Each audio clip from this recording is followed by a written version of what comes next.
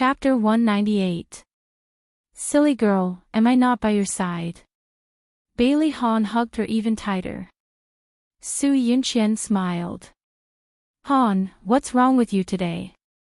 Why do you suddenly want to see me? Bailey Han held her shoulders and looked into her eyes. He said seriously, Yunqian, will you marry me? In Xiao Bao's room, Xia Dong and her 2 children were eavesdropping. Xia Dong angrily jumped up from the sofa and rushed out without a word. She looked like she was going to fight with someone. Xiao Bao and Xiao Yi quickly ran over and hugged her legs. Mommy, don't be rash. Mom, don't be agitated. It's useless even if you rush over now. Dad doesn't remember you. Xia Dong was about to explode. That damned bastard. He was still whispering sweet nothings to her in the morning, and now he was hugging another woman and proposing to her at night. Although his memory was messed up, it was still very infuriating. Let go of me. I'm going to rush in and tell him the truth now. Xiao Yi's pink little ears twitched. Shoo, listen. They're talking again. Xia Dong's ears also perked up. Su Yunqian acted coquettishly. Han, when you propose, don't you have a ring? Of course I do. Bailey Han paused and said, I originally ordered a ring today, but when I woke up, the ring was gone. Su Yunqian smiled. Alright, it's okay that the ring is gone. At least I know how you feel about me. You've agreed to my proposal. Of course, there's no reason not to. Let go of me. Xia Dong couldn't hold it in anymore. If she held it in, her husband would be charged with bigamy. Little Treasure and Little Wingsy let go of their hands in unison and took a step back in unison. Things had gone beyond their control. The scariest thing was that there was a suspicious sound coming from the eavesdropping device. It seemed to be a sound not suitable for children. Xia Dong opened the door and rushed to Bailey Han's room. Her entire body was steaming with anger as she barged into his room in an extremely valiant manner. The next moment, his breathing suddenly stopped. In front of him, Bailey Han and Su Yunqian were hugging each other, their faces close to each other. Her eyes burned with flames as she clenched her fists. Resisting the urge to beat them up, she roared, Bailey Han, stop. Bailey Han's hand froze and he raised his head. After a short moment of shock, he was furious. Why did you come in? Get out. This is the 3rd time you've told me to scram. Seeing that your memory is a mess, I'll tolerate you. Xia Dong glared at him angrily. She strode forward and grabbed his wrist without warning. She was startled. It turned out that he was holding a girder in his hand. So, he was actually helping Su Yunqian put on the girder. Because of the angle, it looked like they were kissing. You crazy woman, what are you trying to do? Bailey Han pulled his wrist back, unable to restrain his anger. Su Yunqian looked coldly at Xia Dong.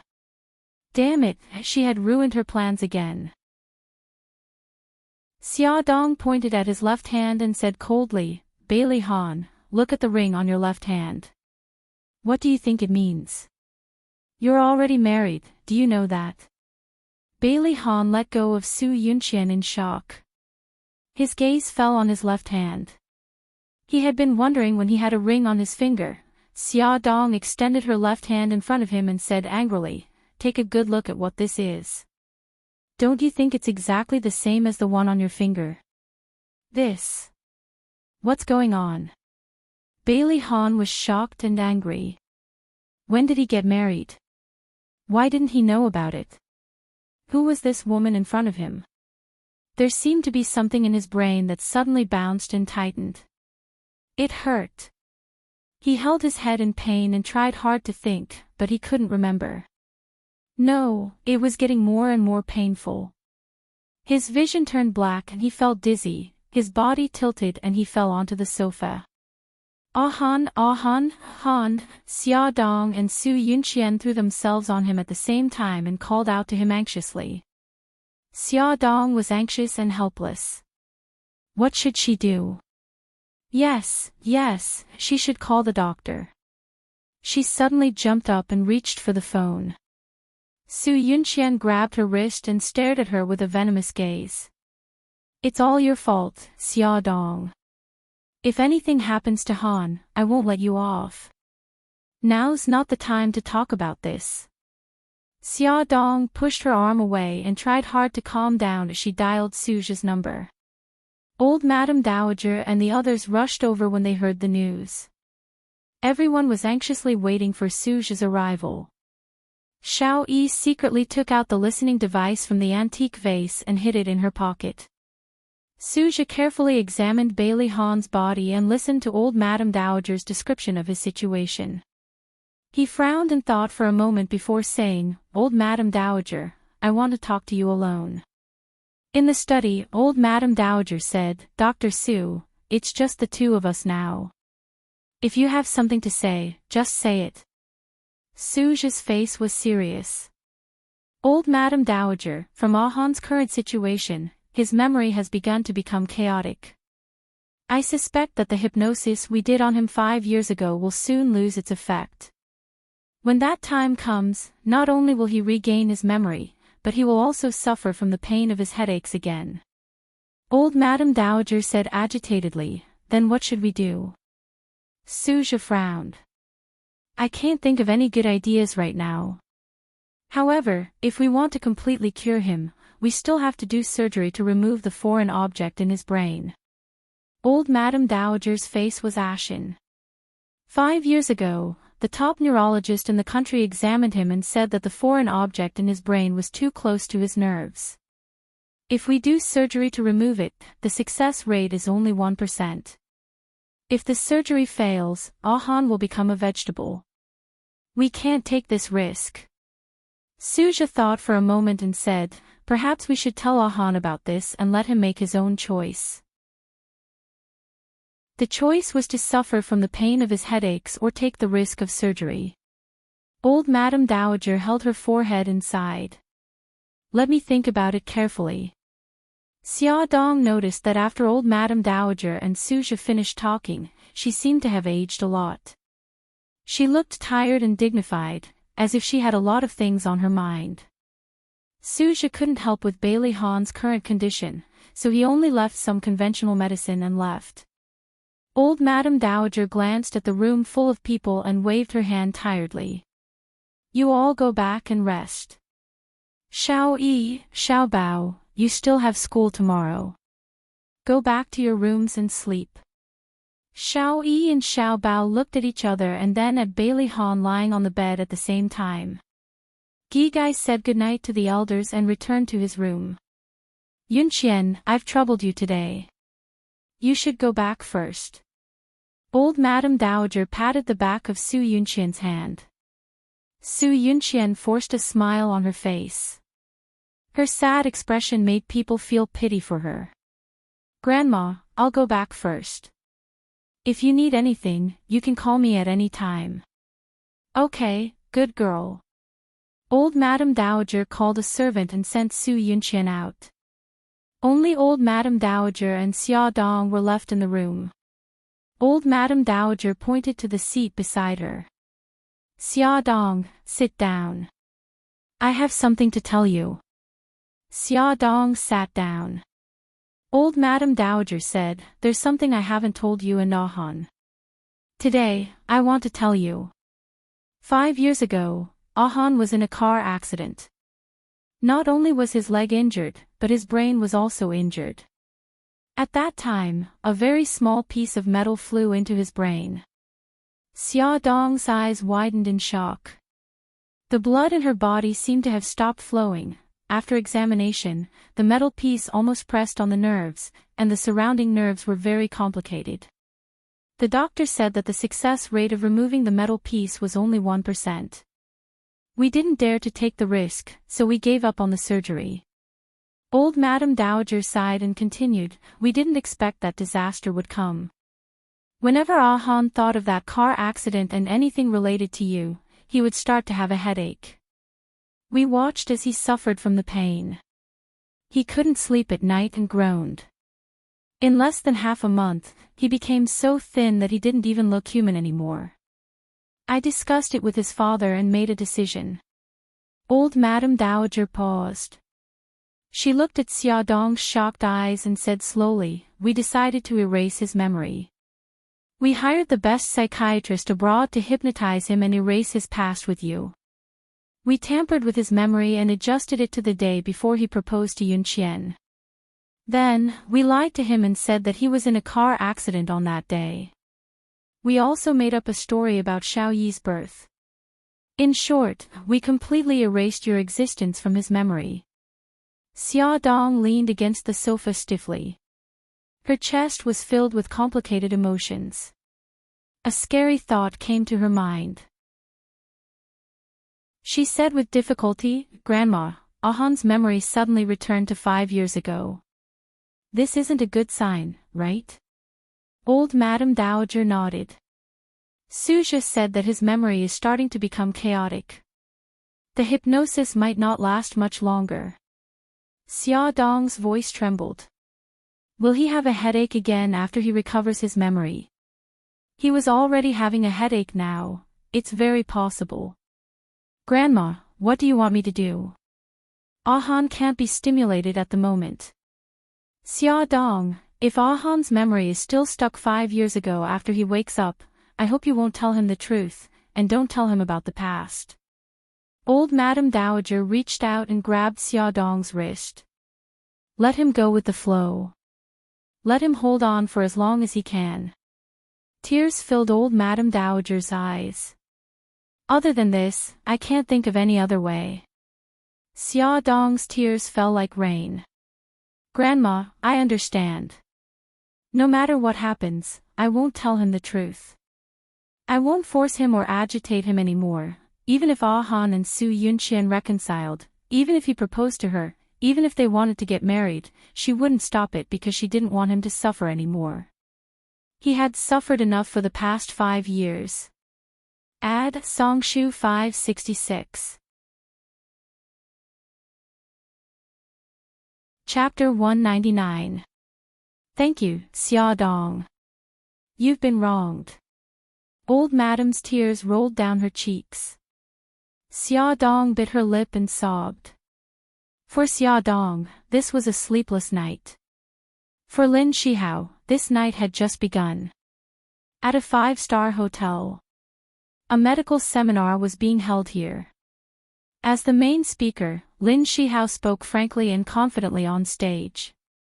His warm smile was like the sun shining into Bai Meiwei's heart as she sat in the first row. It was as if she was possessed. She was deeply infatuated with him and couldn't extricate herself. When the speech ended, the audience applauded. The organizer of this seminar was a government department.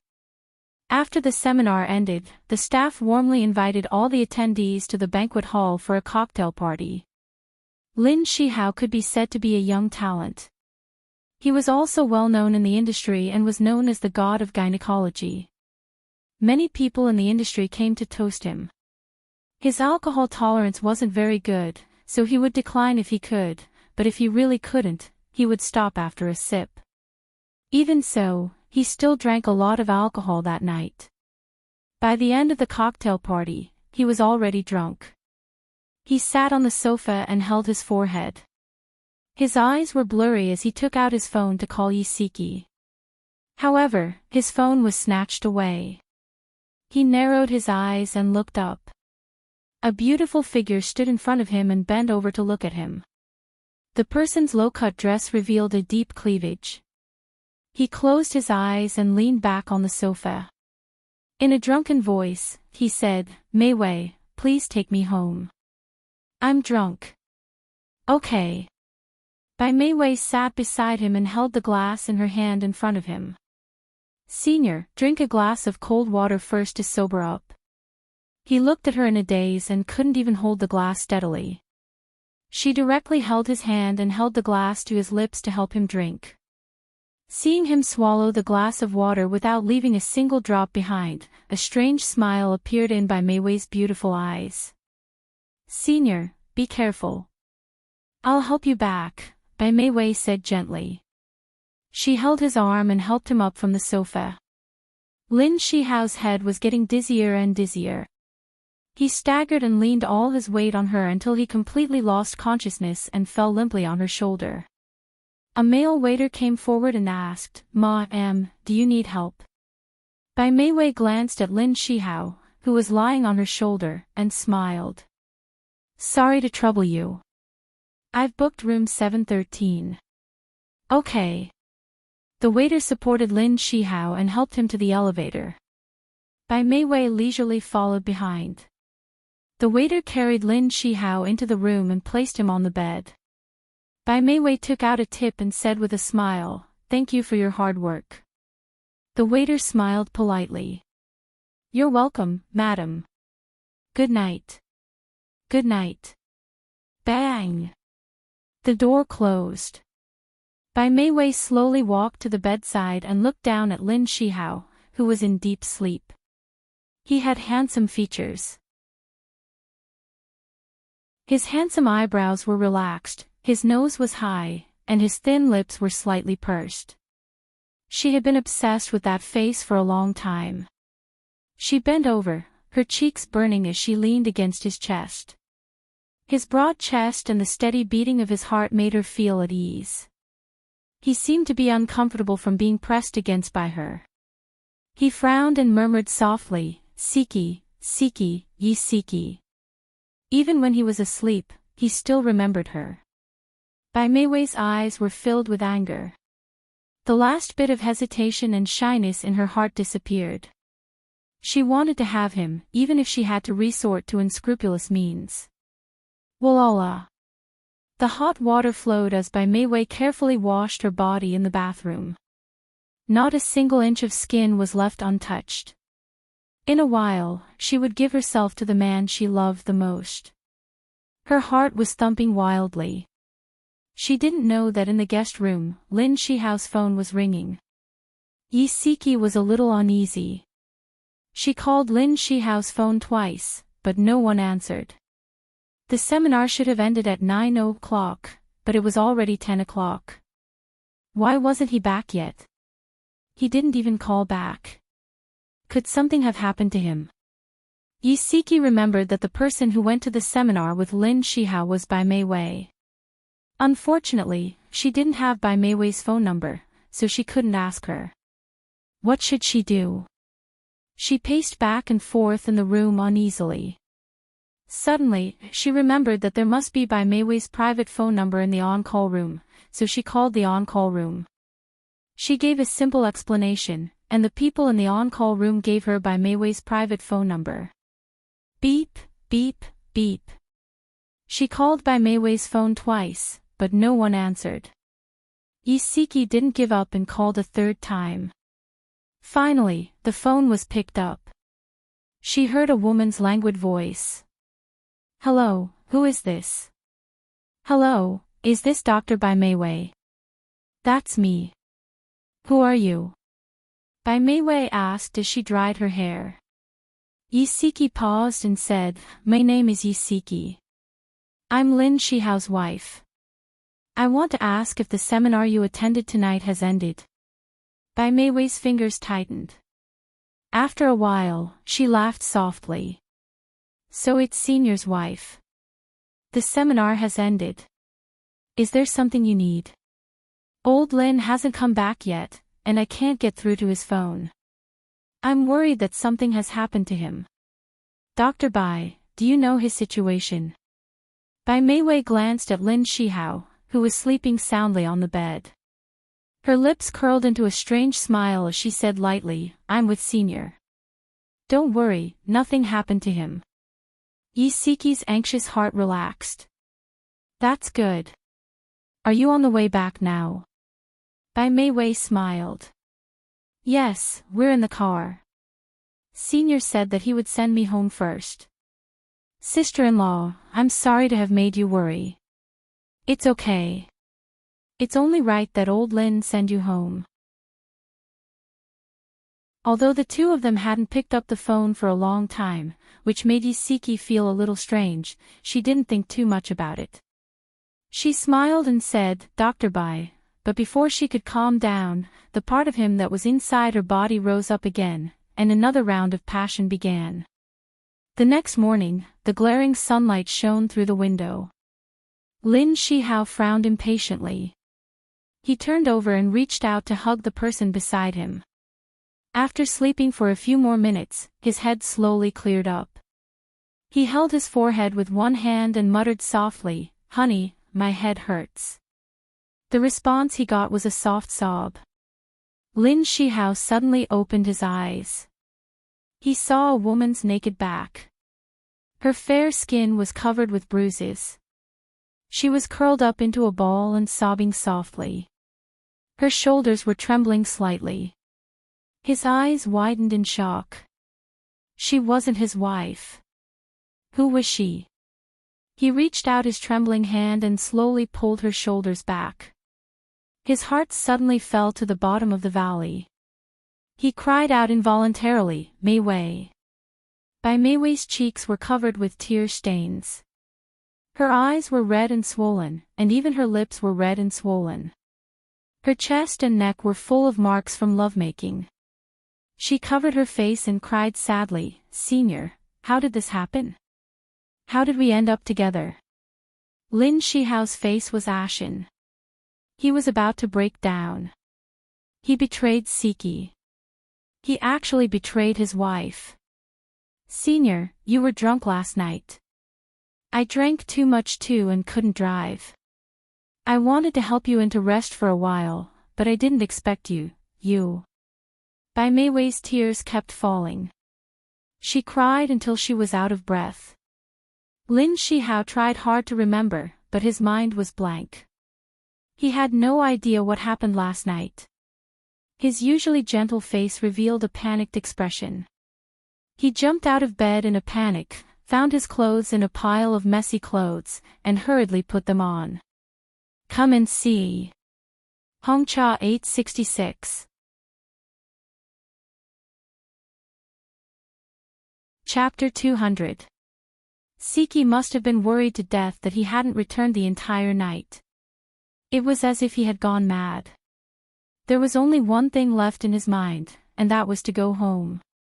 He had to go home quickly. Lin Shihao grabbed his things and hurriedly ran out. Bai Mei Wei jumped down from the bed and hugged him tightly. She was sobbing. "Senior, you can't leave like this. What should I do?" Lin Shihao's fiery heart cooled down in an instant. He turned his head stiffly and looked at Bai Mei Wei. Her eyes were red and swollen like peaches, and they were filled with tears. Her frail body was covered with marks, constantly reminding him of what had happened last night. He was like a stone statue, instantly losing his life force. "Senior, Bai Mei Wei threw herself into his arms, crying bitterly. He was like a walking corpse, allowing her to hug and shake him. After a long time, his consciousness gradually returned. His gaze was unfocused as it swept across the messy bed. There were still bright red marks on the sheets. He slowly closed his eyes, then slowly opened them again. With difficulty, he said, "Mei Wei, I'm sorry. I hurt you." Bai Mei Wei hugged him tightly, sobbing. Her crying made his heart hurt and confused. He helplessly patted her back. "Mei Wei, I'm sorry. I'm really sorry, Senior. Senior." Bai Mei Wei cried for a long time before she finally raised her head. She choked out, I don't blame you. Let's just pretend that nothing happened." Lin Shihao felt extremely guilty. "Mei Wei, thank you." She shook her head as tears streamed down her face. "Senior, I don't want to ruin your relationship with sister-in-law. I'm satisfied as long as you're happy. Let me be by your side, silently waiting for you." Lin Shihao was both touched and guilty. He hugged her tightly. Bai Mei Wei wiped the tears from her face.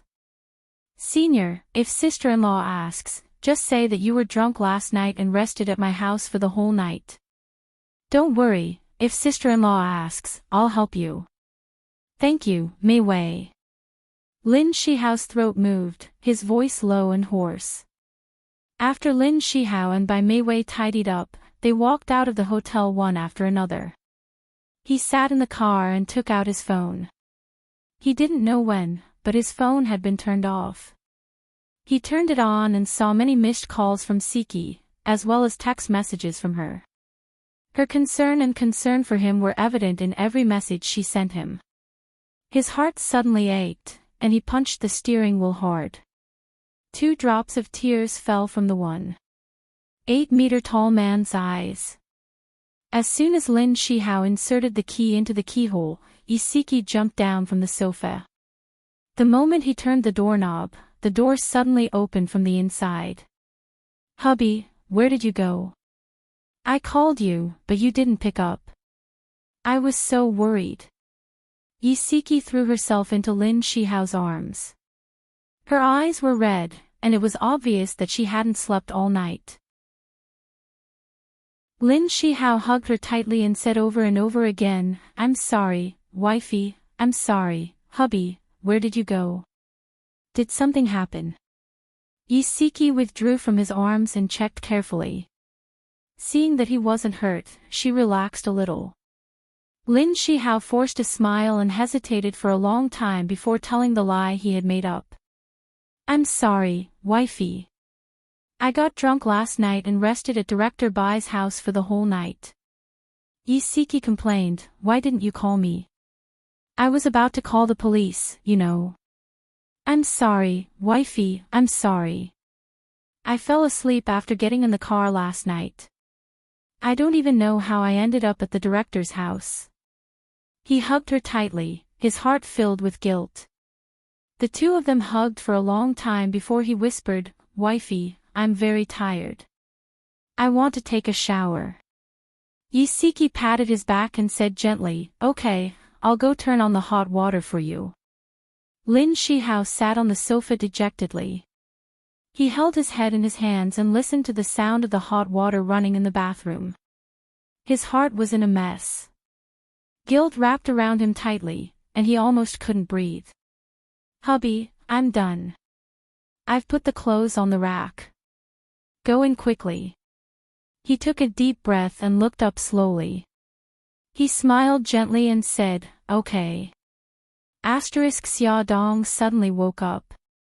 Her dark eyes were filled with fear, and her forehead was covered with sweat. She hurriedly put on her slippers and ran down the corridor in a panic towards Bailey Han's room. She had a nightmare. She dreamed of a grand wedding.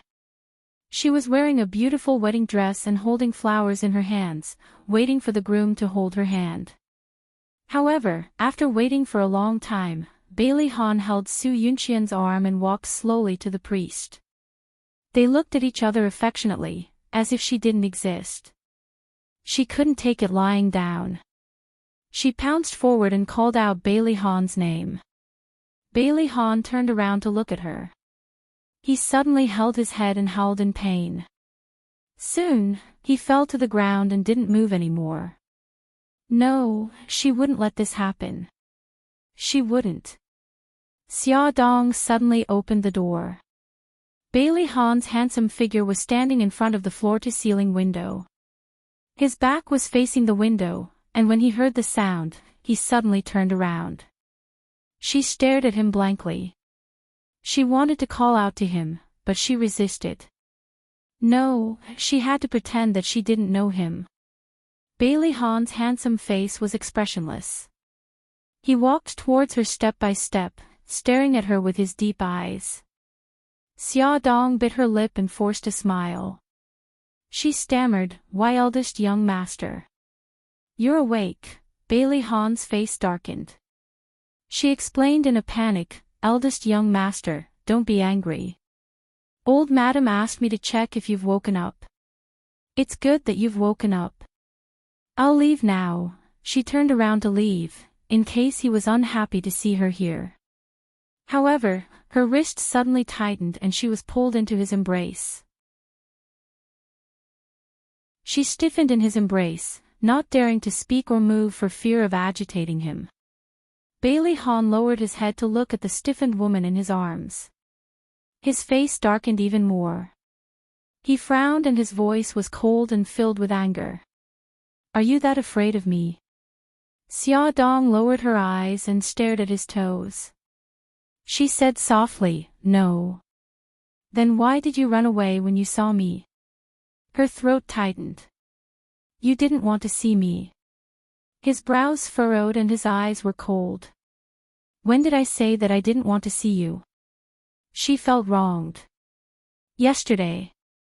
Within a day, he had asked her to get lost twice. Bailey Han's frown deepened. He felt uncomfortable looking at the top of her head. He reached out and lifted her chin, forcing her to look into his eyes. "You haven't explained why Mika Keto kissed you. How could I not want to see you?" When he woke up and she wasn't by his side, his first thought was that she had left with Mika Keto.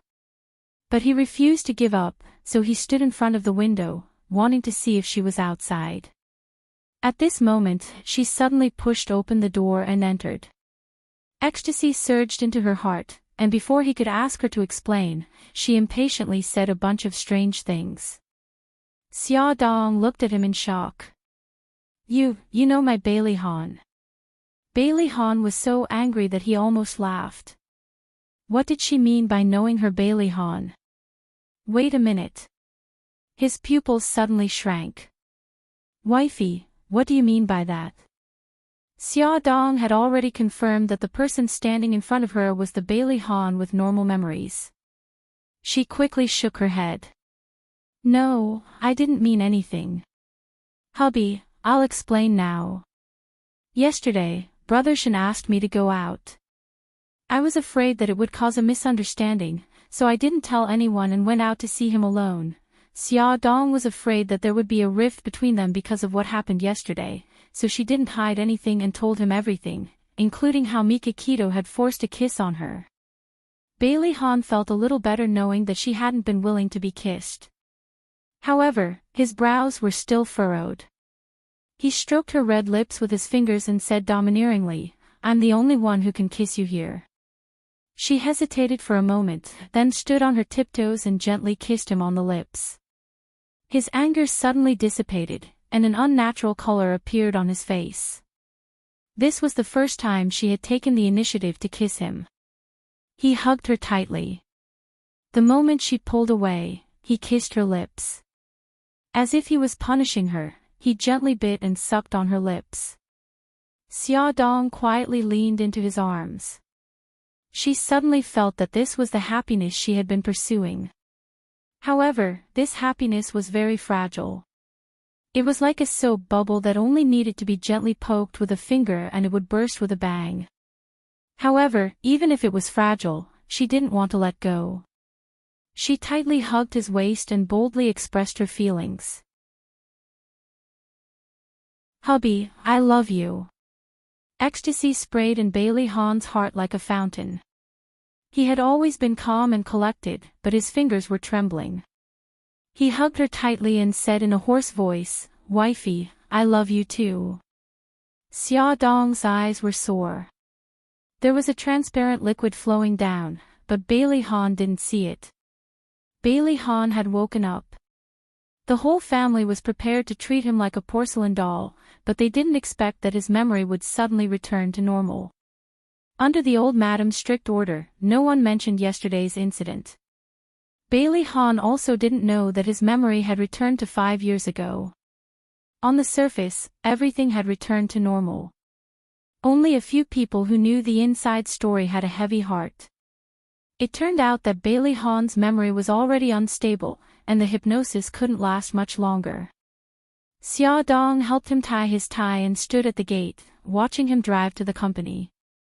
She only looked away when the car drove out of the manor and couldn't be seen anymore.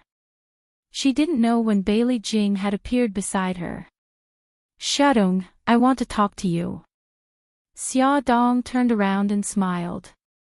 Okay, but I have to take the children to kindergarten first. Bailey Jing also smiled. I'll go out with you. I happen to have something to do too. Xiao Bao was wearing a small suit and carrying a small school bag. He ran down the stairs. Behind him, Xiao Yi walked leisurely with her chest out and head raised. Mom, we're ready. Let's go. Xiao Bao ran to their side and only greeted Xia Dong. He ignored Bailey Jing. Obviously, he was still angry about Bailey Jing speaking rudely to his mother yesterday. Come and see. Xinwu 799.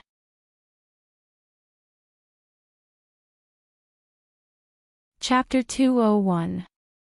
Bailey Yi, who walked over, was much more polite and called her Aunt Jing sweetly. Xia Dong smiled and said, Since you're ready, let's go. Bailey Jing accompanied Xia Dong to send the two kids to the kindergarten. After that, Bailey Jing said, How about we go to the cafe? Xia Dong knew that she had something to say, so she naturally agreed. The cafe's environment was very elegant. Since it was still early, there were very few people inside, so it was just right for them to talk.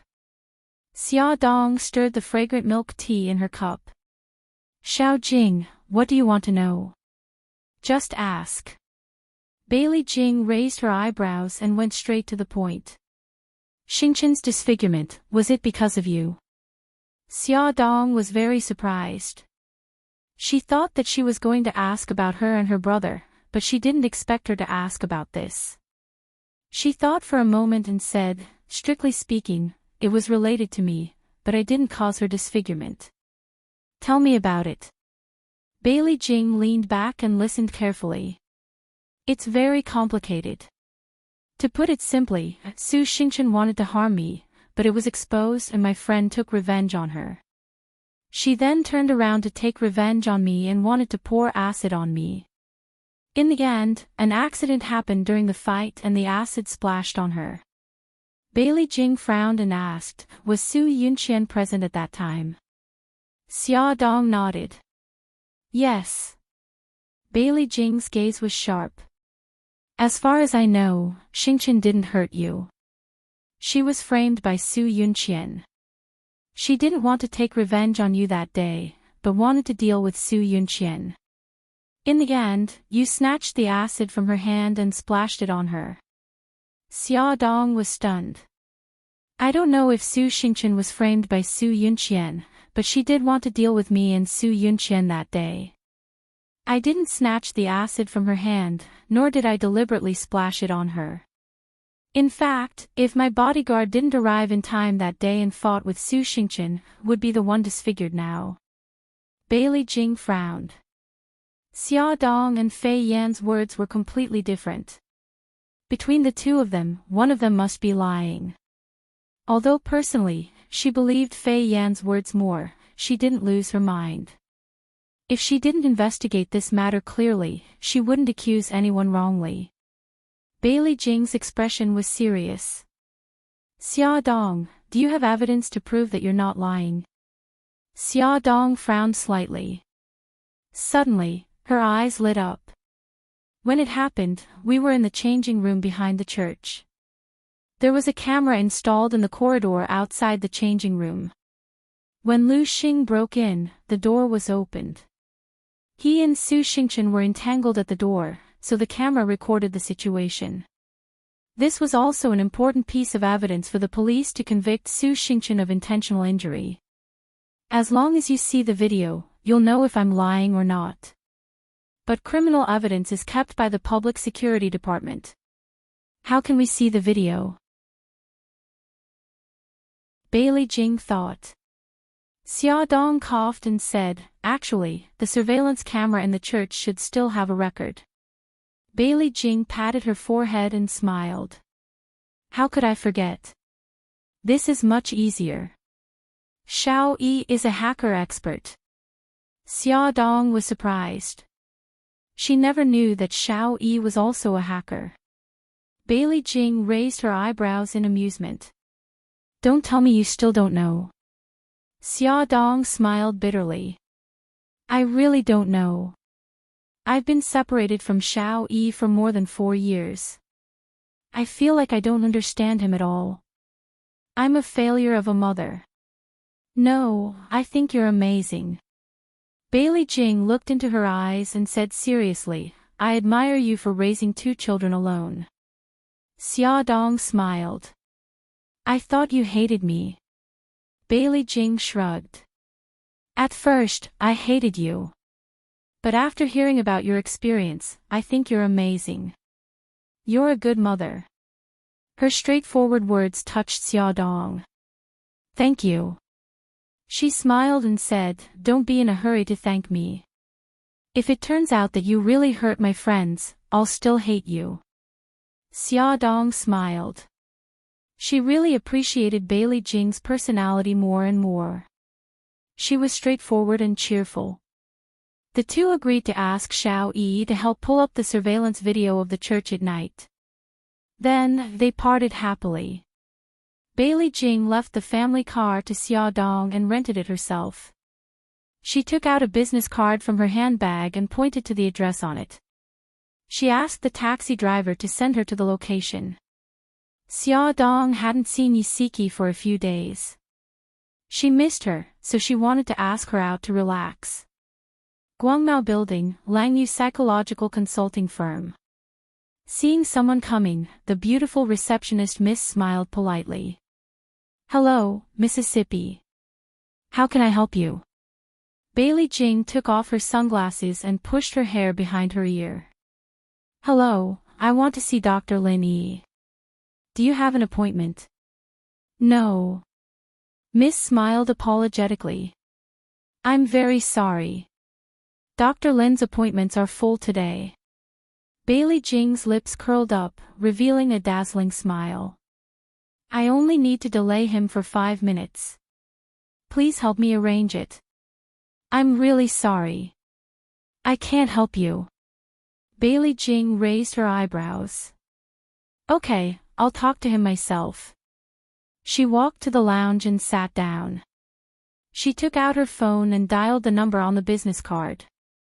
After 3 rings, the phone was picked up. A man's gentle and magnetic voice came through. Hello, I'm Lin Yi. She smiled. Hello, I'm Bailey Jing. I want to take 5 minutes of your time. How is Dr. Lin? Lin Yi glanced at the counselor sitting on the sofa. I'm not free now. If you don't mind, you can wait for half an hour. Okay, I'll wait for half an hour. I won't disturb your work. See you later. See you later. Lin Yi curled his lips and hung up the phone. Bailey Jing sat in the lounge, playing a game on her phone. She was having a good time when she heard the door to Lin Yi's office open. A beautiful 17 or 18-year-old girl walked out. Her face was abnormally pale and her lips lacked color, but there was a faint smile on her face. She looked straight ahead as she walked towards the elevator. The moment she raised her hand to press the elevator button, Bailey Jing noticed that there were several scars on her wrist. Bailey Jing blinked and stood up. She turned around and saw Lin Yi in a black suit standing a few steps away from her. There was a gentle smile on his handsome face. Sorry to keep you waiting. She smiled generously. It's okay. It wasn't long. She was wearing a bohemian-style long dress today. Her wine-red hair was let down casually. Her beautiful eyes sparkled with a bright smile. She looked bright and charming. He reached out his hand. Please come in. Thank you. The office was decorated very warmly. It didn't feel rigid at all. Lin Yi lowered his guard the moment he walked in. Bailey Jing sat casually on the sofa and pulled out a check from her handbag. She pushed it in front of Lin Yi. Lin Yi, thank you for helping me out yesterday. Here's the money for the dress. Please accept it. Lin Yi had a rough understanding of her personality from their 2 conversations. He knew that she was a straightforward person. He didn't reject her. He smiled. It's nothing. Don't worry about it. Bailey miss, if I may ask, do you have an older brother named Bailey Yun? She raised an eyebrow in surprise. How did you know? He's my second brother. Lin Yi's smile widened. I'm in the same university as Yun. I'm 2 grades higher than him. She was pleasantly surprised. So you're my second brother's senior. What a coincidence. He smiled. Yun went to America recently. How's he doing there? He hasn't contacted me yet. She smiled happily, revealing her beautiful white teeth. I talked to him on the phone before I came back. He's doing well now. He started a company with his friends. It's on the right track. That's good. He's finally willing to work hard. Lin Yi hoped that Bailey Yun could walk out of the pain of heartbreak as soon as possible. The two of them chatted for a while more before Bailey Jing suddenly remembered the girl she saw earlier. She asked curiously, that patient of yours, I saw a scar on her wrist. Does she have symptoms of depression? The scar is also a sign of self-harm, isn't it? Lin Yi smiled apologetically. I'm sorry. I can't reveal anything about the patient. It was his professional ethics as a psychiatrist. Bailey Jing waved her hand embarrassedly. It's okay. I'm just too curious. She looked down at her watch. It seems like 5 minutes have passed. I won't disturb your work anymore. Goodbye. Okay. Let's talk when we have time. It was nice meeting you. She smiled and shook his hand. Me too. He walked her to the door and saw her walking towards the stairs. He reminded her, the elevator is over there. She smiled and waved. I'll take the stairs. What a special girl. After all, this was the 12th floor. There was a smile on his lips as he watched her beautiful figure disappear into the corridor. He pondered for 2 seconds, then walked to the front desk and asked, did that lady just come up the stairs? Lin Yi's eyes darkened when he heard the affirmative answer. It was understandable for her to take the stairs downstairs, but it seemed a little strange for her to take the stairs up to the 12th floor. He thought about it again. Maybe she wanted to train her body. He shook his head in amusement. Maybe it was because she was Yun's sister. That was why he paid so much attention to her. On the bench in Central Park, Xia Dong was about to fall asleep from boredom when Yisiki rushed over. Xia Dong rolled her eyes. Yezi, you stood me up for an hour. An hour. Do you know how precious an hour's time is? Yisiki put her hands together. I'm sorry. I didn't mean to. Old Lin is home today, so I made lunch for him before coming out. Awesome novel. Hongcha 866.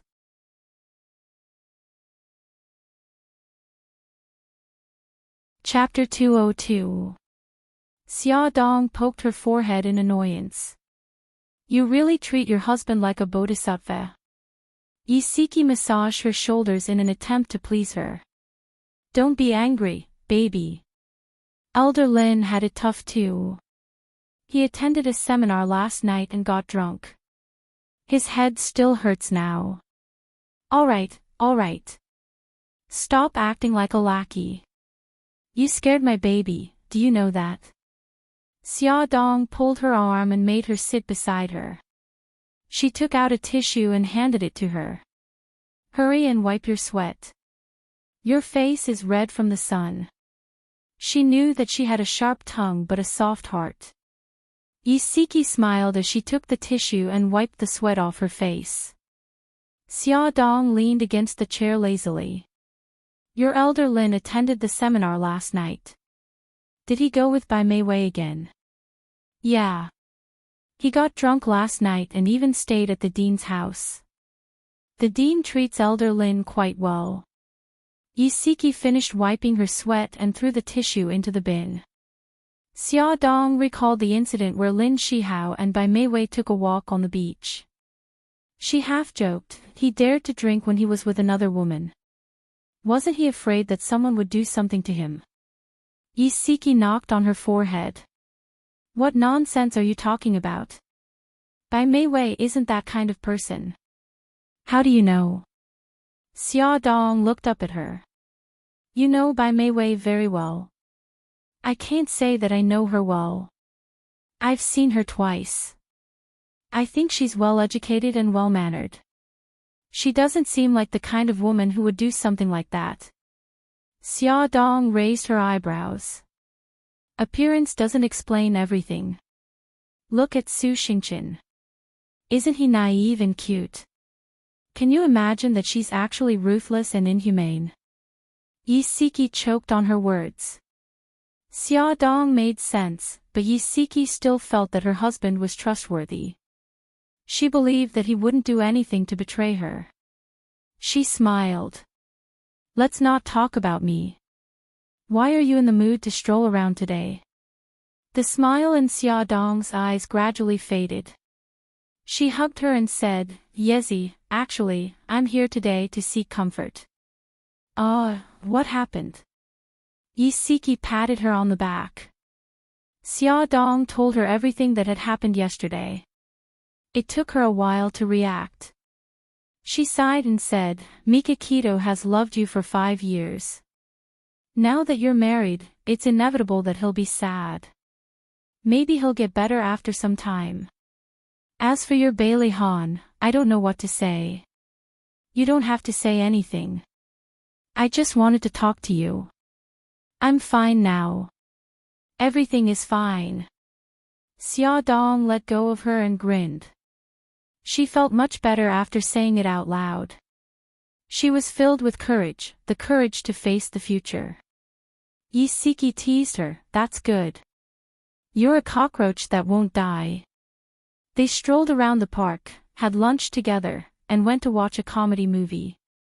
The two of them laughed so hard in the dark that tears rolled down their cheeks. After leaving the movie theater, they said goodbye and went back to their respective homes. Yisiki received a call from Lin Shihao. He said that there was a last-minute surgery at the hospital and that he had to rush to the hospital. He would also be back a little late. After dinner, Lin Shihao still hadn't returned. Yisiki took the clothes he had changed out of in the morning and was about to put them in the washing machine to wash. However, she found a long strand of hair on his jacket. This strand of hair was definitely not hers. Her hair wasn't that long. Her heart clenched. Her fingers trembled as she checked the rest of his clothes. She saw a bright lipstick mark on the back of his white shirt. Her heart almost stopped beating. She suddenly remembered what Xia Dong had said.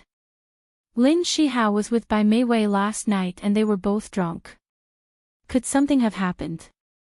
No, that was impossible. Old Lin wouldn't lie to her. But how could she explain the hair and lipstick mark on his shirt? Yisiki's hands and feet turned cold. Her legs went weak as she sat on the cold floor in a daze. She didn't even seem to hear her daughter running over to call her. Nyo Nyo pushed her arm in fear. Mommy, what's wrong? Are you feeling unwell? Yisiki's mind went blank. Her eyes lost their light as she stared at the shirt in her hands. The bright lipstick mark was like a bloodstain that flowed deeply into her heart. Mommy, what's wrong? Nyo Nyo called out for a long time, but her mommy didn't respond. She was so scared that she started crying. Her cries pierced Yisiki's eardrums like needles. She suddenly came back to her senses and hugged her crying daughter. Nyo Nyo, what's wrong? Mommy, you were so scary just now. You didn't move at all. No matter how I called you, you didn't respond. Boo-hoo. It's okay. Mommy is fine. Nyo Nyo, don't be afraid. Yisiki hugged her daughter's small body tightly. She suppressed her uneasiness and coaxed her daughter to sleep. Then she changed her clothes, grabbed her handbag, and hurried out. She didn't know why she had to go to the hospital, but she just couldn't control her legs. She wanted to go to the hospital to have a look. The sound of her footsteps was particularly clear in the empty hospital corridor. She ran all the way to the door of the gynecology department. She bent over and held her knees with both hands as she gasped for breath. The lights in the operating room were still on. The operation wasn't over yet. Yisiki planned to go to the washroom to tidy herself up. She was sweating profusely and looked a little disheveled. When she came out of the washroom, the lights in the operating room were already off. The nurse had already pushed the patient into the ward, and Lin Shihao was nowhere to be seen. She stood in front of his office door. Like a thief, she secretly opened the door a crack. Through the crack, Yisiki saw Lin Shihao standing with a woman in a white coat. The woman's back was facing the door, so Yisiki couldn't see clearly who it was. But from her voice, Yisiki could tell that she was Bai Mei. Bai Mei said gently, "Senior, sister-in-law didn't suspect anything, did she?" Lin Shihao was silent for a moment before he said, "No. Mei, I should go back now." Bai Mei grabbed his wrist and said, "Senior, can you take me home? I'm still feeling a little unwell." Lin Shihao blushed and pulled her hand away from his wrist. "Okay, I'll take you home." He walked over to the clothes rack. He was probably going to change his clothes. Yisiki, who was outside the door, was confused. Suspicion. What did Bai Mei mean by suspicion? Could she be referring to that strand of hair and the lipstick mark? Did they really do something to let her down? The footsteps were getting closer and closer to the door. She quickly hid behind the trash can. Lin Shihao and Bai Mei walked out of the office one after another. They didn't look back, so they didn't see Yisiki hiding behind the trash can. Yisiki followed them from a distance. She hid behind the stone pillar and watched as they got into the same car. Bai Mei was laughing and saying something. She took out her phone with trembling hands and dialed Lin Shihao's number. She saw him pick up the phone. "Hubby, are you coming back soon?" She tried her best to make her voice sound calm. Lin Shihao paused and said, "The surgery just ended. I still have to check on the patient's condition, so I'll be back a little late. You and Nyonyo should sleep first." "Okay, I got it." She didn't even say goodbye and hung up the phone in a hurry. Tears streamed down her face. In the past, Lin Shihao would tell her the truth no matter who he was with, even if it was a woman. He would never lie to her. Now, he was clearly with Bai Mei, but he lied to her that he was still working. This meant that he had a guilty conscience. It was very likely that he had done something to let her down. The car sped away. Yisiki leaned against the stone pillar with tears streaming down her face. Her heart was about to break. She didn't know how she got home. When she opened the door, the room was pitch black. Lin Shihao hadn't returned yet. She locked herself in the bathroom, turned on the tap, and cried bitterly. When she came out of the bathroom, her eyes were red and swollen. Her tears had dried up. She hugged her legs and sat on the bed, not knowing what to do. She should ask clearly whether it had happened or not, right? But if it had really happened and it was completely exposed, what should she do? Divorce him. From dating to marriage, she had loved this man for 8 whole years. How difficult would it be to divorce him? And what about Nyonyo? Her mind was in a mess. Perhaps she should just pretend that nothing had happened. When Lin Shihao came back, it was already 1 in the morning. When Yisiki heard him open the door, she pretended to be asleep and turned with her back to the door. After he finished showering, he quietly climbed into bed. If it was in the past, he would have pulled her into his arms and hugged her to sleep. But this time, he didn't. Isiki felt that her back was empty. It was only September, but it was bone-chillingly cold. The next morning, Isiki specially wore a new dress that she had bought a few days ago and put on light makeup. When she sent Lin Shihao and Nyonyo out, she smiled brightly and waved her hand to ask him to drive carefully. Lin Shihao was full of guilt towards her. His eyes flickered as he hurriedly said goodbye and carried Nyonyo into the car. Nyonyo's mother, you went downstairs to send Nyonyo's father to work again. You two are really loving. The neighbor upstairs saw Isiki and laughed teasingly. Isiki forced a smile and said, "No, Sis Wu, don't laugh at me." Sis Wu smiled and said, "You're wearing a new dress today and even put on makeup. Siki, you look really beautiful when you're dressed up. You should dress up more.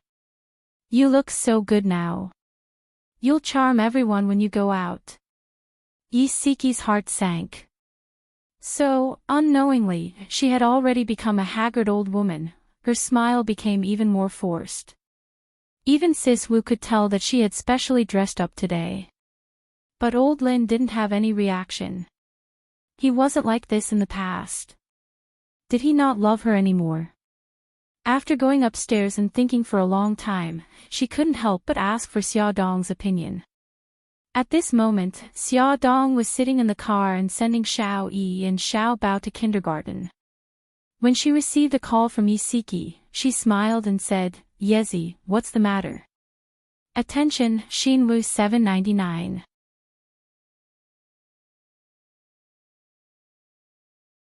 Chapter 203. Is it convenient for you to take the call now? I'm in the car.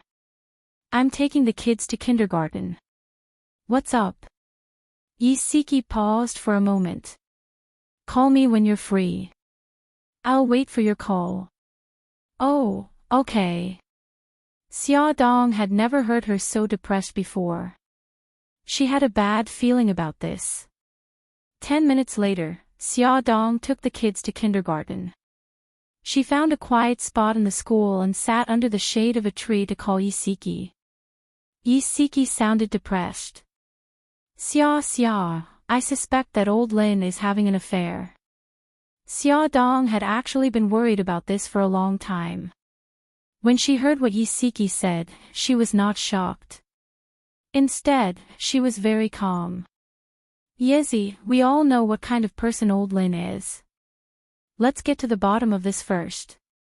Maybe it's not what you think. Xia, I found a long strand of hair on his shirt. There was also a lipstick mark on the back of his shirt. Isiki began to sob. Also, I followed him to the hospital last night and found out that he was very intimate with Bai Mei Wei. Xia Dong frowned. Wait, I think something is wrong. Why would there be a lipstick mark on his back? Isiki cried even louder. Maybe she hugged him from behind and left it there. Xia Dong's heart ached as she said, Yezi, don't cry. How about this? Let's talk when we meet up. I'll go to your house right away. Xia Dong rushed over to Isiki's house without stopping. Isiki's eyes were red and swollen. Even though she had put on some light makeup, it could not hide the sadness on her face. Xia Dong's heart ached for her. Without another word, she hugged her tightly. Tell me first, what's going on? Isiki told her in detail about Lin Shihao not coming home all night and how she found out about his whereabouts.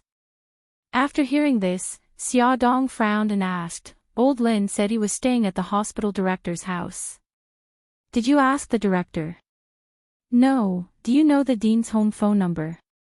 Xia Dong decided to get to the bottom of this. Isiki flipped through the phone book for a long time and found the director's home phone. Xia Dong gestured for her to call it. It was the headmaster's servant who answered the call. Isiki asked a few simple questions and found out what had happened. Lin Shihao did not sleep at the headmaster's house that night, and Bai Meiwei did not return home that night either. So, were they really together that night? Yisiki was on the verge of breaking down. Don't worry. Even if they are together, they might not have done anything wrong to you. Xia Dong hugged her and said, Yezi, listen to me. Stop guessing and ask old Lin directly. Let him tell you what happened that night. No, I don't dare. If they really, then what should I do? Tears welled up in her eyes as she grabbed Xia Dong's hand tightly. Xia, tell me. What should I do if he really cheated on me? Xia Dong's eyes were filled with tears as she clutched at Xia Dong's hand tightly. Yezi, calm down first. Look into my eyes. Xia Dong held onto her shoulders and said, Tell me, do you still love Lin Shihao? Do you love him? She sobbed and said, How could I not love him? I've loved him for 8 years. If he really cheated on you, are you willing to forgive him?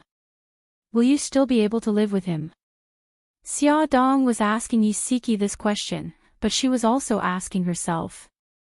I don't know. I need to think about it. Yisiki and Lin Shihao were each other's first loves. They had never had any messy exes to ruin their relationship. They had been very happy all this time and had never met with any setbacks. She really didn't know if she could tolerate his betrayal. Yezi, let's not cry anymore. Let's go out for a walk and relax, okay? Yisiki wiped the tears from her face and said, Okay, let's go out for a walk. If I stay at home, my thoughts will only run wild.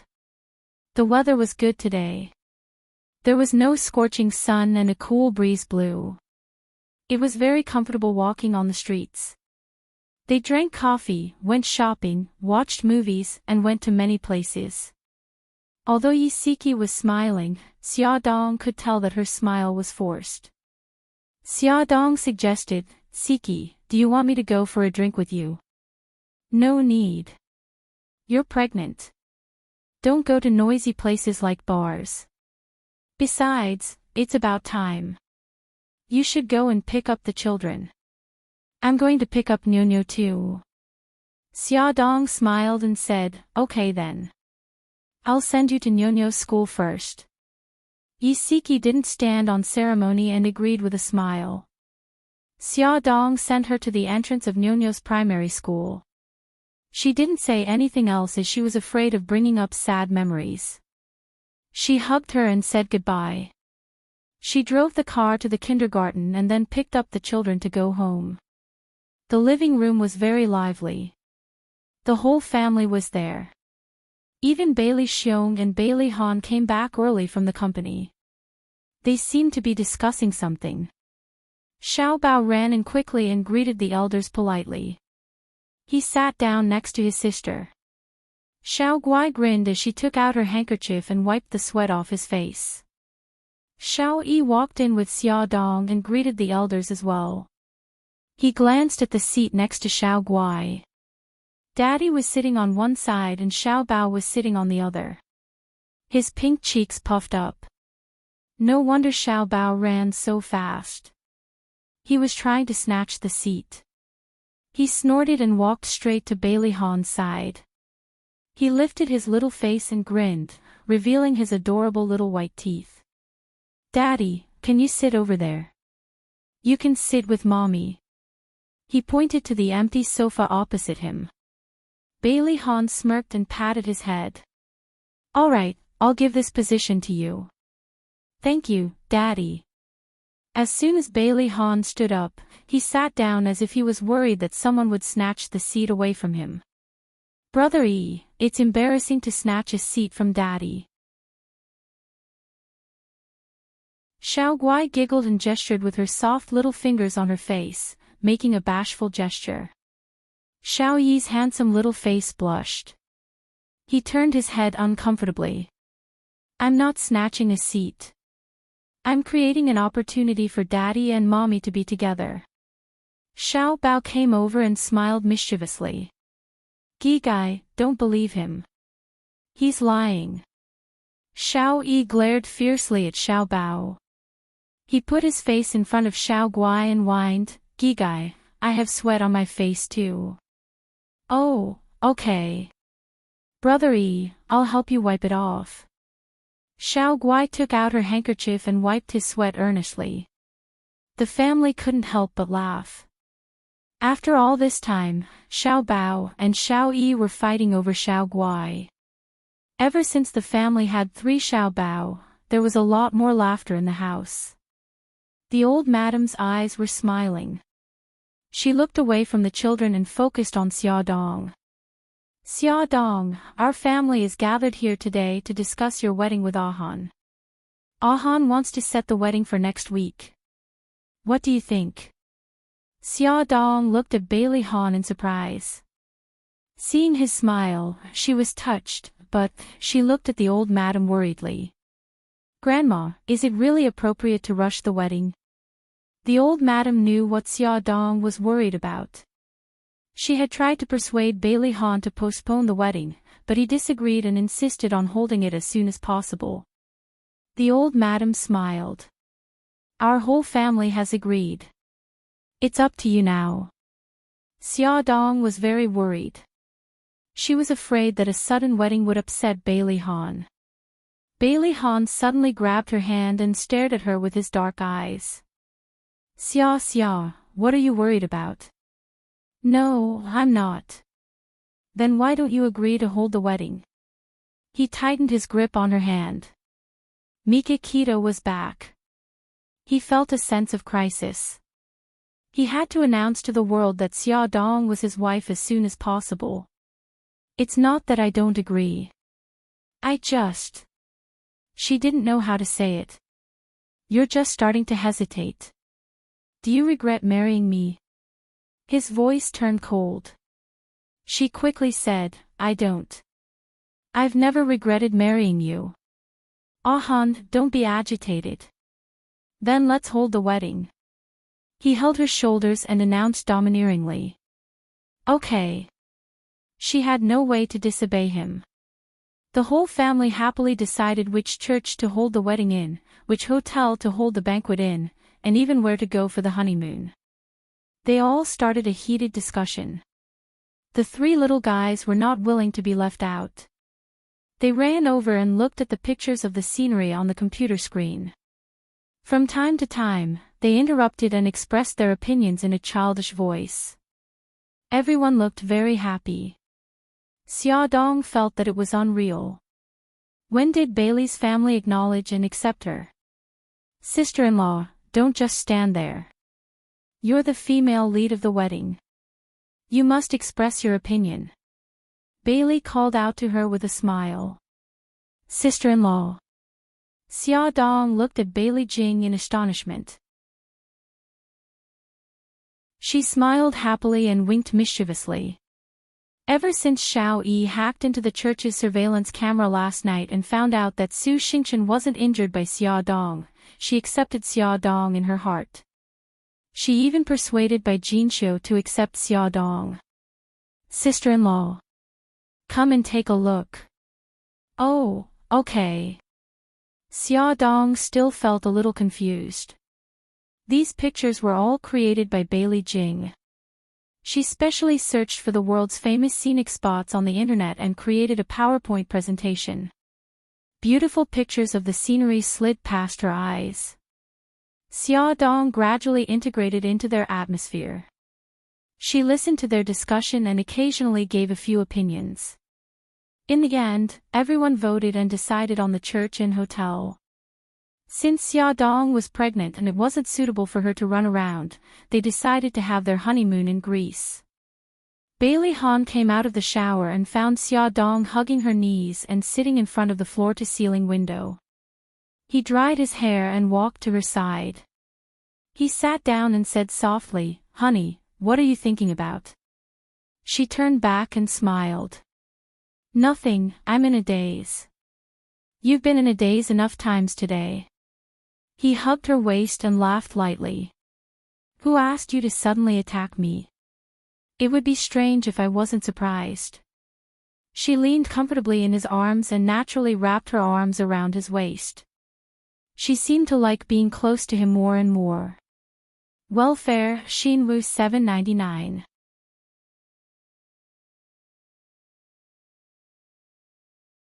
Chapter 204. Bailey Han gently stroked her long hair. You look a little unhappy. Is there something on your mind? Xia Dong's body stiffened. She chuckled and said, I was too happy. I didn't expect you to hold a wedding. Silly. Bailey Han kissed her cheek and said gently, I want to marry you before the child is born. I want the baby to know that I'm his daddy. I also want to announce to the world that you're my wife so that they won't dare to have any ideas about you. Xia Dong hugged him tightly. She had to admit that at this moment, she was touched by his words. Bailey Han's hands tightened around her. He lowered his head and kissed her neck. Gradually, he moved up to her ear and whispered hoarsely, Wife, I want you. He sucked on her earlobe and gently licked it. Xia Dong's face heated up and her heart was about to jump out of her chest. Her voice trembled uncontrollably. I am pregnant. I know. He kissed her gently. His hot hand reached into her waist. We can sleep together when you're 3 months pregnant. Also, I'll be very careful. He lifted her head. Her blushing face turned even redder under his scorching gaze. He kissed her lips and whispered stubbornly, Wife, I want you. From the time they registered their marriage until now, even if they slept on the same bed, nothing had happened. Every night, he hugged her soft and fragrant body to sleep. One could imagine the torture he had endured.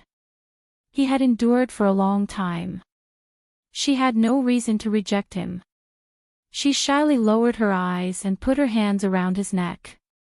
She used her actions to express her intentions. The corners of Bailey Han's lips curled up. He carried her from the ground to the bed and kissed her lips with his slightly cold lips. The kiss was soft and gentle, imprisoning her in his arms. She didn't know when, but his hands had already taken off her pajamas. Her half-naked shoulders were smooth and white, and they shone charmingly under the light. She leaned against his broad chest, her hands unconsciously grabbing onto his robe. His voice was low and husky with a bewitching sexiness. Wife, help me take off my clothes. She reached out with trembling fingers and tugged at the belt of his bathrobe. With a gentle tug, his firm chest entered her line of sight. His figure was very good. His muscles were well defined and there wasn't a single piece of fat. His hands kneaded her softness, and his lips and tongue wandered over her neck, earlobe, and collarbone. His movements were gentle, and a flame gradually ignited in her body. Her hands could not help but hook around his neck. The gentler his movements were, the more vigorous the flame in her body burned. A sense of emptiness and eagerness wrapped around her. Xia Dong wanted to cry. Could she run away now? The answer was obviously no. Xia Dong overcame the shame in her heart. Her movements were extremely slow. Bit by bit, it was a form of torture. He gritted his teeth and endured it, going along with her rhythm. Half an hour later. Hubby, I can't take it anymore, not yet. Wait a little longer, another half an hour later. Huff. Huff. She was so tired that she had fallen asleep. Bailey Han's face darkened. The little woman in his arms had actually fallen asleep. It turned out that he was very capable and annoying. He felt so defeated. In the dream, someone's arm unconsciously hit him, and with a "paw" sound, it landed on his bare chest. His eyes gradually overflowed with a smile, and he tightly held her in his arms. This cute little woman was his wife, the person he would protect for the rest of his life. Lin Shihao returned late again. He had just finished a 3-hour operation. When he opened the door, he looked exhausted. He saw Yisiki curled up on the sofa with her head down and hugging her knees. She looked so small and lonely. He quickly walked over and sat beside her. He put his arm around her shoulders and asked, "Honey, what's wrong?" Yisiki looked up. Her eyes were a little red. She squeezed out an ugly smile and said, "Hubby, you're back. What's wrong? Are you feeling unwell?" Lin Shihao touched her forehead. "I'm fine." She pulled his hand down and said in a low voice, "Hubby, I want to ask you a question." After parting ways with Xia Dong in the evening, she thought about a lot of things on the way back. In the end, she decided to ask him clearly. She didn't want to be confused, worried, and in pain anymore. He held her hand tightly. He was a little nervous, but there was a gentle smile on his face. "What do you want to ask?" Her eyes were unfocused as she stared at a spot on the coffee table. She asked calmly, "Did something happen that night when you attended the seminar with Bai Meiwei?" His heart skipped a beat. His smile froze. After a while, he asked, "Honey, what do you mean by that?" Her expression was still calm. "I asked Bai Meiwei about it. She said that you didn't stay overnight at Bai Meiwei's house that night, and Bai Meiwei didn't go back either. If something really happened, I want to know the truth." His throat felt as though it was stuffed with cotton. He couldn't say a word. Her voice was so calm as she recounted slowly, "I found a long strand of hair on your clothes. I also found a lipstick mark on your shirt. Don't you want to explain?" "Honey, listen to me." Lin Shihao, who didn't change his expression in the face of death, suddenly panicked. His hands held Yisiki's shoulders tightly as he said agitatedly and guiltily, "Honey, I was drunk that night. I mistook Bai Meiwei for you. Honey, please forgive me. I really didn't do it on purpose." Her heart seemed to have stopped beating. At that moment, she couldn't even feel any pain. She was like a puppet being shaken by his hands. Her gaze was unfocused as she stared at his face in a daze. However, she couldn't see the expression on his face clearly. "Honey, what happened to you? Don't scare me." She instantly lost her life under his hands. He shook her shoulders in fear. "Honey, come back to your senses. Don't scare me." Her gaze finally focused and regained a trace of clarity.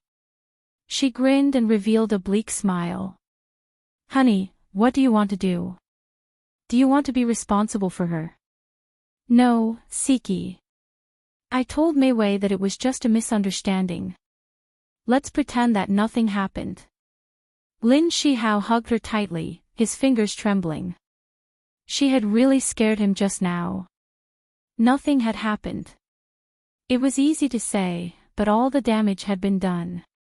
Even if he was drunk, even if he didn't do it on purpose, his adultery had left a very deep wound in her heart. It was possible that she wouldn't be able to fill it in this lifetime. "Honey, let's start over, okay?" He held her face, his eyes uneasy and his tone full of pleading. This wasn't the Lin Shihao she knew.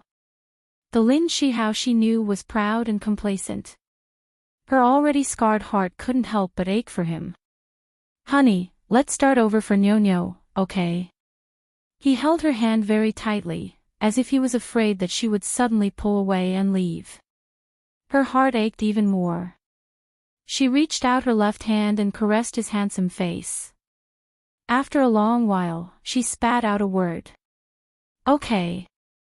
Honey, I promise that this will never happen again. I will go home early and love you well." He suddenly pulled her into his arms. His voice was low and hoarse, and broken tears fell from his eyes. She leaned on his chest, tears rolling down her face. Although she had decided to forgive him and start over, Yisiki still had a knot in her heart. When they were sleeping at night, Lin Shihao wanted to hug her in his arms, just like he had done for the past 7 years. However, she subconsciously reached out her hand to block him. By the time she reacted, a hurt expression had already appeared in his eyes. She smiled stiffly and took the initiative to lean against him. She reached out her hands and hugged his waist, leaning into his embrace. She tried to cover up her subconscious feelings of resistance, but unfortunately, her stiff posture and body told her everything. Lin Shihao's heart ached and he felt guilty. He could only hug her tightly and try to heal all the scars with time. Powerful novel, Xinwu 799.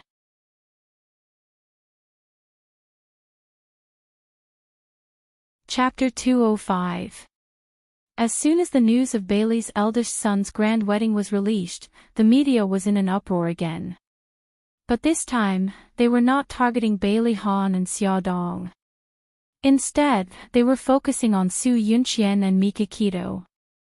The two of them were considered abandoned, so the media was more concerned about their attitude towards the wedding. Su Yunqian was still dreaming of making Bailey Han change his mind. She did not expect that after 3 days, Bailey Han and Xia Dong would be holding a wedding. She was so angry that she could not care less about her image in front of the servants. She smashed everything in the room that she could. But once she was in a public place, she returned to her indifferent and elegant appearance. She was high above the masses and above the common populace, as if she had never been abandoned. As for Mika Keto, he was very secretive. It was impossible for the media to take photos of him. However, the employees of Bo Ao Group were unlucky. They acted like they were walking on thin ice. They did not even dare to breathe loudly in front of the evil god Mika Keto. Lu Xing and Jiang Dao were the first to bear the brunt of Mika Keto's cold face. The only thing they could do was to not mention anything about Xia Dong in front of him. Once, there was an insensible little brother who said, "This summer is really hot." As a result, Beitangshan sent a sharp glare over and that little brother was immediately carried out by 2 of his subordinates. That painful wail caused everyone to tremble with fear. "Boss, someone is causing trouble at the East District skyscraper. They killed 2 of our underlings." Jiang Dao had something to report.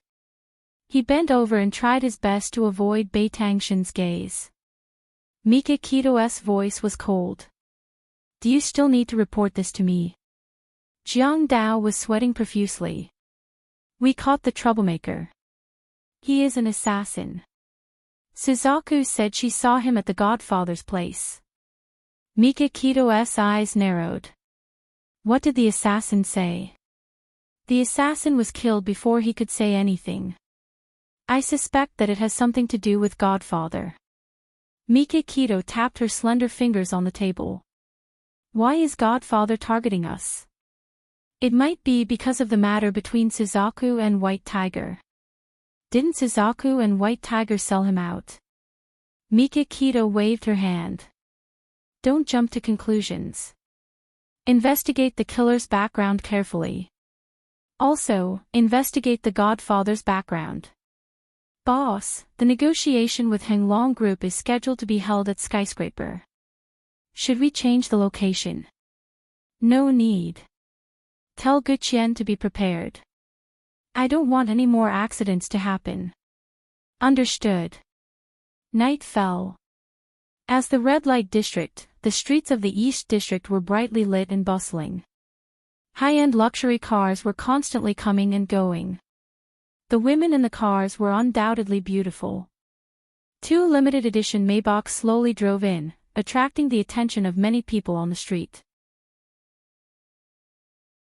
The Maybach stopped at the entrance of the most luxurious entertainment club, Skyscraper. There were 2 rows of staff standing at the entrance of Skyscraper, ready to welcome the guests. The people in the first car got out first. 4 men in black suits stood beside the second car. Jiang Dao got out of the passenger seat of the second car and walked to the back seat with steady steps. He opened the door gracefully. "Boss." Mika Keto stepped out of the car. His black suit accentuated his tall figure. His nose bridge was high, his thin lips were slightly pursed, and his sharp black eyes carried a dangerous message. The sound of footsteps could be heard as he walked toward the door. The staff on both sides immediately felt a strong oppressive aura. They all held their breaths and did not dare to breathe loudly. A graceful beauty in a cheongsam greeted him. She was the boss of Skyscraper, Gu Qian. She smiled heartily and said, "Boss, please come in." Mikakito was expressionless. He replied indifferently. Jiang Dao stepped forward slightly and whispered a few words in Gu Qian's ear. Gu Qian raised her delicate eyebrows slightly and then nodded. The four men in black behind Jiang Dao immediately rushed into Skyscraper. About 5 minutes later, the man in the lead came in front of Jiang Dao. He bowed respectfully and said in Japanese, "Hall Master, there are no suspicious people or surveillance devices inside." Jiang Dao nodded slightly and turned his gaze to Mikakito, waiting for his instructions. "Boss?" Mikakito did not say anything and walked straight in. As Mikakito was decisive and ruthless, he had made many enemies in a city. Even though he was in his own territory, he had to be careful. Skyscraper was Yamaguchi-gumi's property. Outsiders did not know this. Mikakito arranged for important negotiations to be held here because of this reason. Gu Qian followed beside him and said with a smile, "Boss, Sheng Wanbo is already in your VIP reception room." Mikakito replied indifferently, Sheng Wanbo was the CEO of Henglong Group. He was 50 years old this year. Due to the financial crisis, his company was now in a state of loss. 2 days ago, he took the initiative to contact Mikakito to discuss the acquisition of his company. "Brother Beitang, I've been waiting for a long time." Sheng Wanbo saw Mikakito coming in.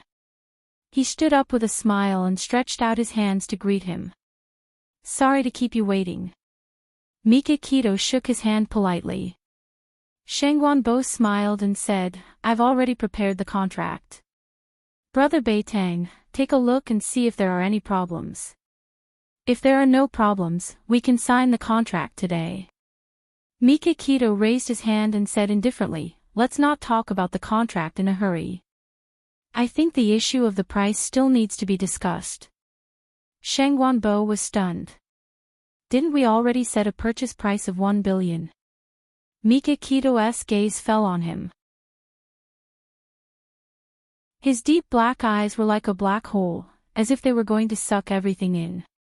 His tone was calm, but there was a sense of authority that did not allow anyone to object.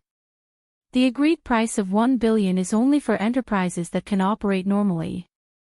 Yesterday, I sent someone to your company to ask around and found out that 2 of your factories are only empty shells. 2 of your stores have already been sold to outsiders. You didn't mention these things in detail when you were negotiating." Sheng Wanbo smiled awkwardly. "It's my fault for being careless." Mikakito leaned back and said indifferently, "Given the current situation of your company, I can only invest 500 million. 500 million is too low. I can't agree." Sheng Wanbo gritted his teeth. 700 million. I can only invest 500 million. Any more than that would be a waste. Mikakito had already found out that there was a serious problem with Henglong Group's capital chain. Otherwise, he would not have been so desperate and wanted to sell the ownership of the entire group. The 2 of them refused to give in to each other.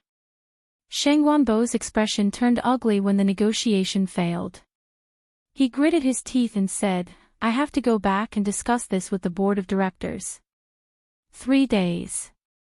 I'll only wait for 3 days." Mikakito stood up and put his hands leisurely in his trouser pockets. His expression was as indifferent as ever. "Goodbye." Sheng Wanbo left the lounge first and got into his Audi. Less than 5 minutes after he left, Mikakito also walked out of the lounge. Just as he walked towards the car door, something dangerous happened. More than a dozen assassins dressed in black and wearing masks suddenly appeared on the street. They all had 2 pistols in their hands and were shooting at Mikakito. "Boss, be careful." There were only 2 cars left in front of them. Everyone hid behind the cars. Screams filled the street. All kinds of men and women scattered in fear. Soon, only Mikakito's men and the crazy assassins were left. Jiang Dao quickly took out his pistol and shot at the assassins. "Boss, we'll cover you. You take the opportunity to retreat into the lounge." Mikakito's hawk-like eyes scanned the surroundings and said coldly, "It's too late. Get in the car." The assassins had already surrounded them from behind. Their only escape route was the car. The bodyguard behind Mikakito had already been shot. He urged Mikakito and the rest to leave quickly in Japanese. He clutched his chest and managed to hit 2 assassins. Then he fell to the ground and died on the spot. Mikakito glanced at his loyal men and ordered the rest to retreat. He quickly jumped into the car. The bulletproof glass temporarily blocked the bullets and the car sped off. The assassins also got into the car and chased after them. Soon, Beitangshan's 2 cars arrived at a deserted street. The atmosphere here was a little strange, and it was abnormally quiet. Mikakito's heart skipped a beat and realized something was wrong. He turned the steering wheel and wanted to drive the car in another direction. Suddenly, a familiar Audi sped from that direction. He had no time to think and rushed towards the Audi. The moment he brushed past the car, the Audi suddenly swerved and blocked the middle of the road. Beitangshan slammed on the brakes, but he still hit the car. The huge impact made the people in the car suddenly fall forward. Fortunately, there were no casualties. Jiang Dao rolled up the car window and shouted at the Audi. "The car in front, get out of the way." Beitangshan saw the driver of the Audi raise his hand and pressed Jiang Dao down. The 2 of them lowered their heads together. Bang! A gunshot was heard. The bulletproof glass was almost shot through. The bullet was only 0.1 millimeters away from entering the car. Jiang Dao's heart skipped a beat. "Boss, that looks like Shang Wanbo's car." Mikakito said coldly, "That's right. We have fallen into a trap. Quickly inform our brothers at the headquarters to come to our rescue." The car behind them would catch up in 2 minutes. They had to leave this place quickly. Suddenly, the sound of footsteps came from the empty street, followed by intense gunfire. The Maybach's tires were shot and could no longer start. Mikakito and the rest had to sneak out of the car from another direction. They retreated into the alley while defending themselves.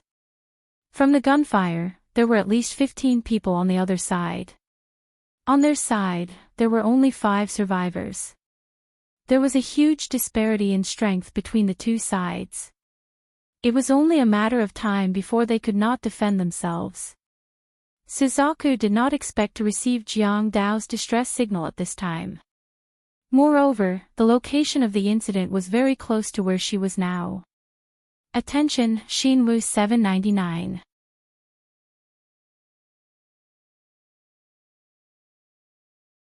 Chapter 206. Suzaku knew that Mikakito was going to have a business meeting tonight, but she did not know the exact location. He would not let her know about such confidential information for the time being. She did not have a mission tonight, so she came out to relax. She went to the bar to have a few drinks, but as soon as she walked out of the bar, she received Jiang Dao's distress signal. It was 5 kilometers away from her current location. Should she go or not? Anyway, that person was so strong. If she did not go, he would not die. She'd better go home and have a beauty sleep. Suzaku got into her car and drove in the opposite direction. However, after driving for a few hundred meters, she received another distress signal. It seemed that things were getting serious. Otherwise, Jiang Dao would not have sent the signal twice. Her cold face was expressionless. Suddenly, she frowned, turned the car around and sped towards the location of the accident. Under the dim street lights, a red sports car sped towards her. When Suzaku arrived at the scene, it was a mess. Several cars were abandoned. Mikakito's Maybach had collided with an Audi. The front of the car was dented, and there were several bloody bodies on the ground. There were no traces of living people. She frowned and looked sharply at the alley next to her. She could hear gunshots from time to time. It seemed that Mikakito and the rest were trapped inside. She did not chase them directly. Instead, she found an entrance from another direction. She held the gun in her right hand and walked in cautiously.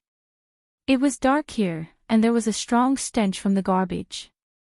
She frowned in disgust but did not stop.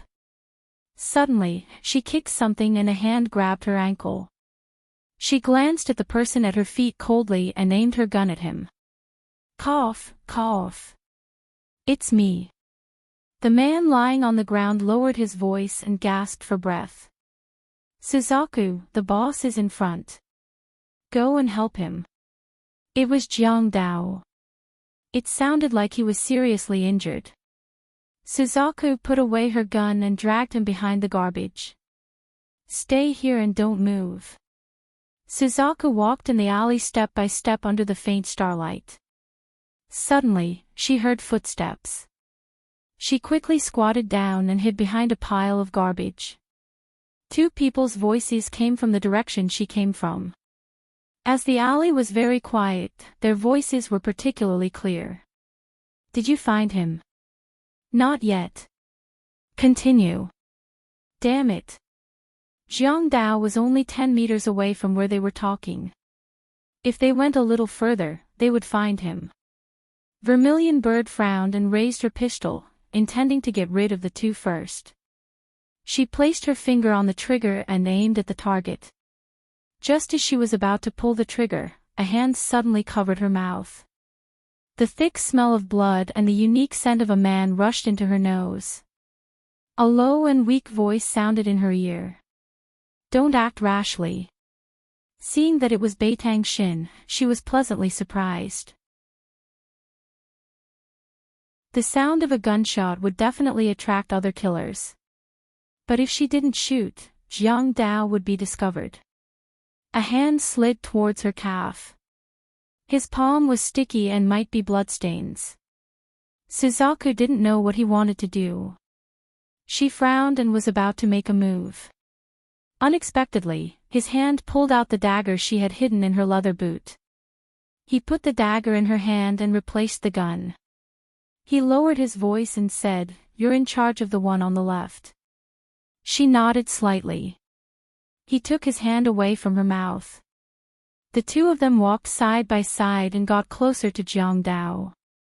Suzaku held the dagger tightly. Her eyes flashed and the dagger was already stabbing towards the heart of the person on the left. At the same time, another dagger brushed past her right. With a whistling sound, it pierced towards the heart of the person on the right. With two loud bangs, the two men fell to the ground without even making a sound. There are 5 people left. Mikakito was almost whispering into her ear. When he breathed, his warm breath brushed past her earlobe. She felt a little uncomfortable. She lowered her voice. What about us? The 3 of us. His words were concise and to the point. Suzaku understood what he meant. The only people left alive were Jiang Dao, and herself. His clothes were soaked in liquid, and through his clothes, it seeped onto her body. The strong smell of blood assailed her nose. She frowned. You're injured. Can you walk? Yes. He breathed heavily. Take the back. Take Jiang Dao. Jiang Dao's injuries were worse than Mikakito's. When they reached him, he was already unconscious. Blood kept flowing out of his chest. Suzaku didn't say a word. She bent down and carried Jiang Dao on her back. She said in a low voice, "My car is parked at the entrance in front. Can you hold on?" Mikakito grunted in a nasal voice. He followed behind her with heavy steps. Blood flowed down his fingers and dripped onto the ground. As they walked, the blood flowed along the road. When they arrived at the parking lot, someone ran out of the alley. Vermilion Bird supported Jiang Dao with one hand and raised the gun with the other to aim. With a bang, the man was killed. Quick, they're in front. Suddenly, there was a scream. Another battle was about to begin. Suzaku threw Jiang Dao into the back seat. She hid behind Maybach and shot at the enemy. She said calmly, "Mikakito, you go first."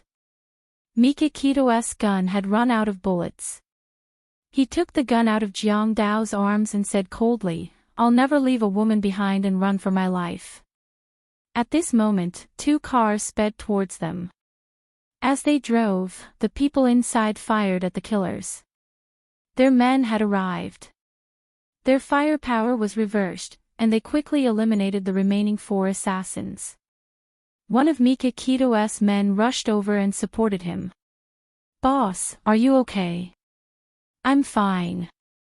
Beitangshan clutched his chest as fresh blood gushed out once again.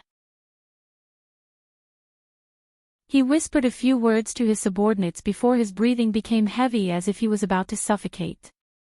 "Stop talking. Call the doctor." Suzaku jumped into the car and started the engine. Mikakito sat in the back seat and soon lost consciousness. They rushed back to Mikakito's villa. The doctor had already received the news and was ready for the operation. Several of his men carried the unconscious Mikakito and Jiang Dao into the operating room. 2 doctors operated on them at the same time.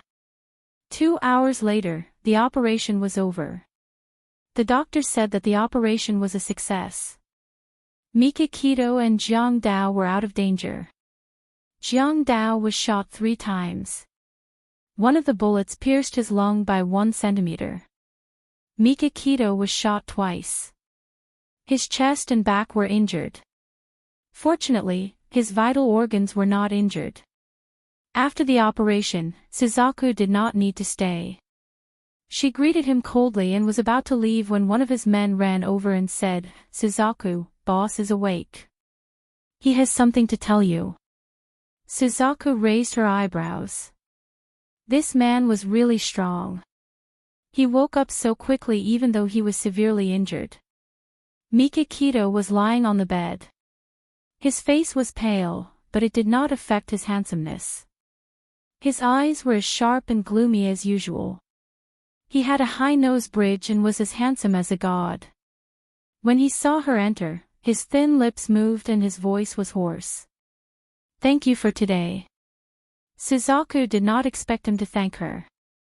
She was stunned. She smiled and said calmly, "You're too polite. It's only right that I work for you." There was no emotion in his deep eyes. "I asked someone to take down the faces of those killers. Take a look and see if you know them." "Okay. Have a good rest." Suzaku really admired him. Even though he was injured, he was still so meticulous. He had arranged everything so neatly. Lu Xing brought the Vermilion Bird to a room and took out a stack of photos for her. She explained, "These are the photos that the boss ordered his men to take. These are the appearances of the assassins." He deliberately pulled out a photo from the stack of photos and placed it in front of Vermilion Bird. "This man disguised himself as Shengwanbo tonight and set up this trap," he said. It turned out that the Shengwanbo who negotiated with Mikakito was not the real Shengwanbo, but an assassin in disguise. They ambushed Mikakito on the street and forced Mikakito to drive away. Then, the fake Shengwanbo intercepted them. If Suzaku had not arrived in time, it was hard to predict what would have happened. The person in the photo was already dead. His eyes were closed and the blood on his face had probably been wiped clean by the man who took the photo. Suzaku carefully identified it for a while and said, "I've seen this person before at Godfather's bar." She picked up the rest of the photos and carefully identified them one by one. These people were all unfamiliar and she did not recognize any of them. She thought for a while and said, White Tiger has more connections than me. Lu Xing, I suggest you send these photos to Japan and let White Tiger recognize them. Lu Xing nodded expressionlessly and immediately got someone to fax all the photos to Japan for White Tiger to recognize. Suzaku stretched and wanted to leave. Lu Xing stretched out his right arm and stopped her. He said indifferently, Suzaku, you'll stay here tonight. She was surprised. Why? Boss instructed me. Lu Xing thought for a while and said seriously, it's so late. Maybe boss is worried that it's not safe for you to go home. Suzaku's facial muscles twitched uncontrollably. Lu Xing, don't guess what boss means. Do you think I'm the kind of woman who's not safe? If anyone dared to do anything to her, it would be strange if she did not skin them alive. Lu Xing looked her up and down. She was wearing a black leather skirt and a pair of black leather boots. She was sexy and charming. If she walked out, she would definitely attract bees and butterflies. He said indifferently, it's not safe. Suzaku rolled her eyes. The men in Yamaguchi-gumi were all chauvinistic. Even though they were all assassins, they still showed their distrust of a woman's strength from time to time. Did they really think that she was the kind of delicate miss who could not even trust a chicken? She patted his shoulder. I appreciate boss's good intentions. It's still more comfortable to sleep in my own bed. I'll go back first. You should rest early too. Awesome novel, Hongcha 866.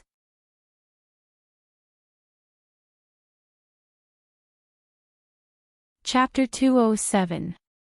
Mikakito's physical fitness was very good, and his willpower was strong. The next day, he insisted on getting out of bed. Jiang Dao was a little unluckier than him. Because his injuries were more serious than his, he had to lie in bed for a few days to recuperate. In this assassination attempt, the Senku group had sacrificed 5 of their subordinates. This could be said to have angered Beitang. His entire body was emitting a ruthless aura as he issued a death order to find out who the mastermind was. A second ago, Beitangshan's entire body was still emitting cold air. In the next moment, he received a phone call, and the corners of his lips immediately hooked up into a warm smile. Lu Xing, Vermilion Bird, and the others very tactfully retreated quietly. It was definitely a call from one of the 2 little fellows. They guessed right. The call was from Xiao Guai. Her soft and tender voice reached Mikakito's ear. Uncle Shin, when are you coming back? I miss you so much. Mikakito looked at the wounds on his body and smiled bitterly. Gigai, Uncle Shin will be back in a few days. Oh. Xiao Guai's disappointed voice dragged out. Then, Uncle Shin, we've already moved. Will you still come to see me? Yes, Uncle Shin will definitely come to see you. Uncle Shin, Mommy and Daddy are getting married. They're going to Greece for their honeymoon. I want to go with Uncle Shin. Mikakito clenched his fists tightly. His eyes were deep and cold. He didn't want to know anything related to her. However, in the face of the naive Xiao Guai, he couldn't lose his temper. He tried his best to say in a gentle tone, okay, when Gigai grows up, Uncle Shin will take you wherever you want to go. Really? Xiao Guai smiled happily. Then let's pinky swear. Uncle Shin, you're not allowed to be a scalper. Okay, let's pinky swear. Ah, Uncle Shin, someone's knocking on the door. I have to hang up. Bye. Xiao Guai hurriedly hung up the phone. She thought it was one of the servants, but she didn't expect it to be Xiao Bao. Xiao Guai patted her chest and stuck out her tongue cutely. Brother, you scared me to death. Gigai, did you do something bad? Otherwise, why would you be afraid? Xiao Bao snickered and sat beside Xiao Guai. I didn't. Xiao Guai pouted, her big eyes blinking. I missed Uncle Shen, so I called him secretly. Xiao Bao blinked. I guessed it a long time ago. You're still holding the phone in your arms. You must have just hung up. What did Uncle Shen say? Xiao Guai said honestly, Uncle Shen said that he would only be back in a few days. Xiao Bao blinked. He had already known from the newspaper that Uncle Shen had returned to China. Only the silly girl was still in the dark. Forget it, it was better not to tell her the truth, lest she be sad. There was news from Japan.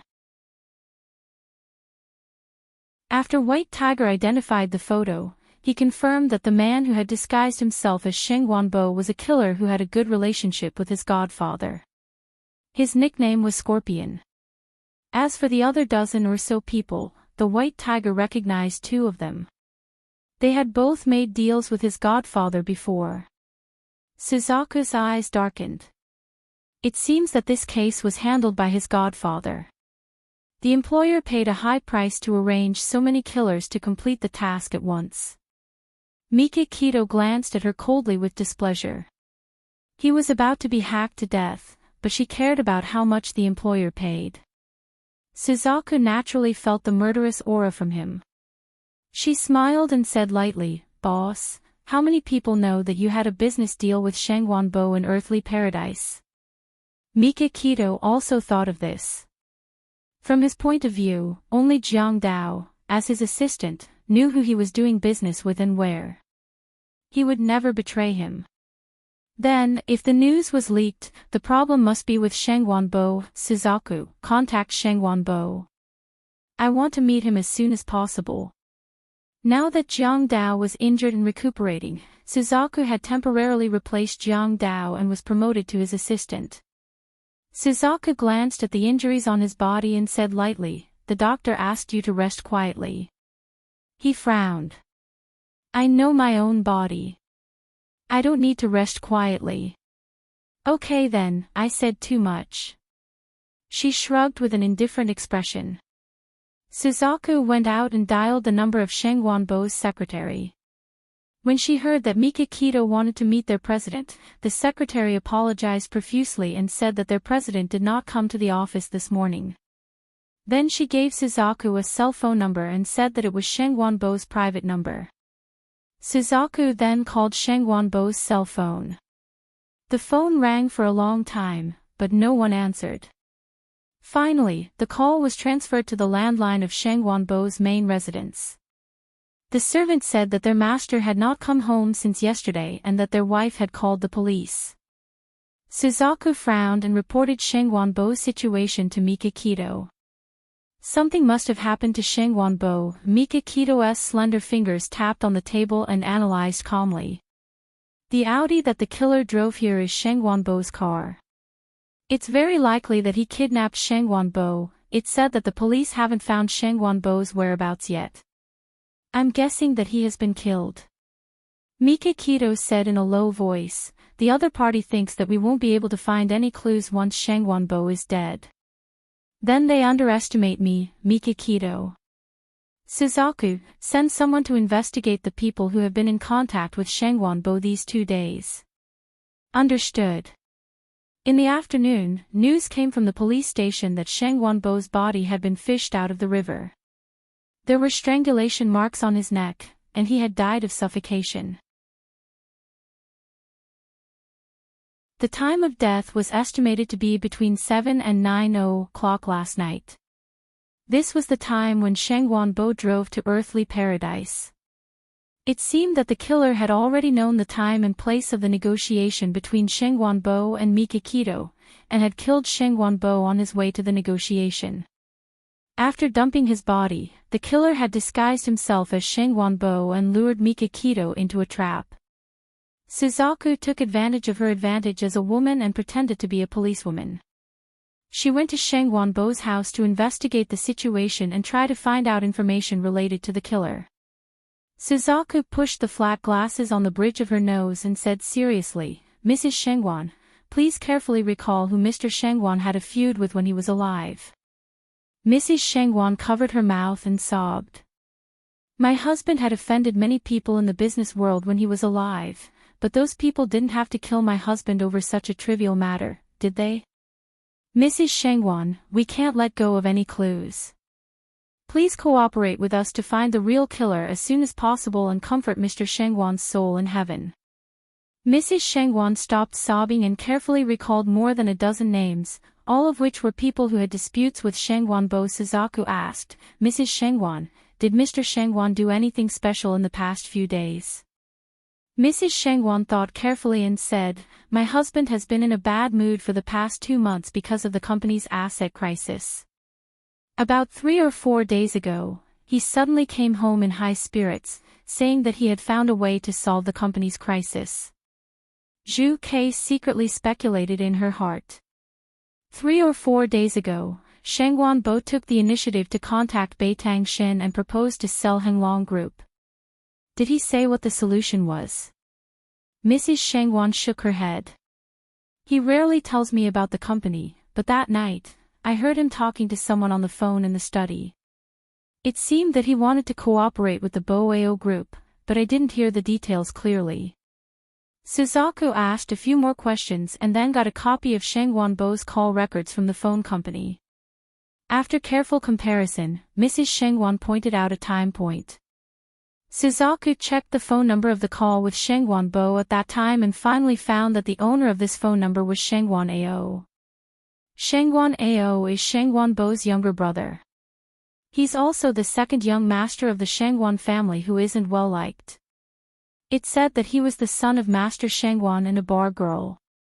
After he turned 18, he ran away from home and never contacted the Shangwan family again. Suzaku reported the information to Mika Kito.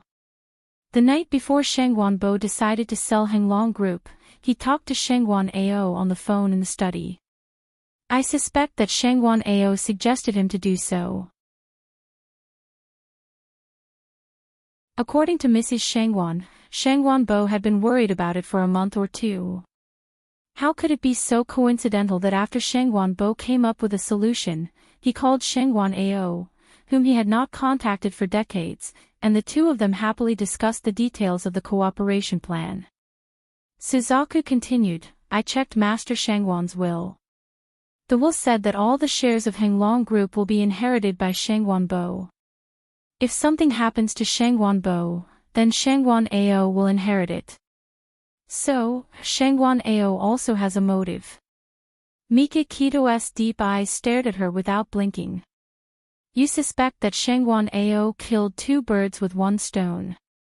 He killed Shangwan Bo, took the family property, and led me into a trap. Suzaku nodded calmly. I have this suspicion, but what I don't understand is, when did you have a grudge with Shangwan Ao? Why did he want to harm you? Mika Kito leaned back in the chair, exuding a domineering aura. Do you have a photo of Shangwan Ao? Unfortunately, I haven't found it yet. It seems that the Shangwan family doesn't just hate him. There isn't even a photo of him in the house. Mika Kito flipped through the information about Shangwan Ao and pondered for a moment. Didn't he graduate from the National High School? If I remember correctly, every batch of graduates would take a group photo. Suzaku's eyes lit up, and her beautiful eyes flashed with a passionate light. This was indeed a good starting point. The National High School's archive room did indeed have the photos of that batch of graduates. Suzaku compared the names on the back of the photo with the small profile picture on the photo, and finally found Shangwan Ao's profile picture. He was a teenager of 17 or 18 years old. He was very handsome, but the expression on his face was unruly. Just by looking at his expression and actions, one could tell that he was a delinquent.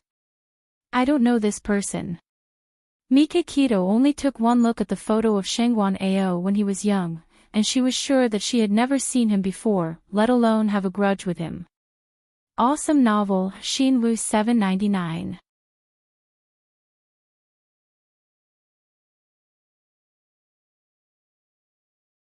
Chapter 208.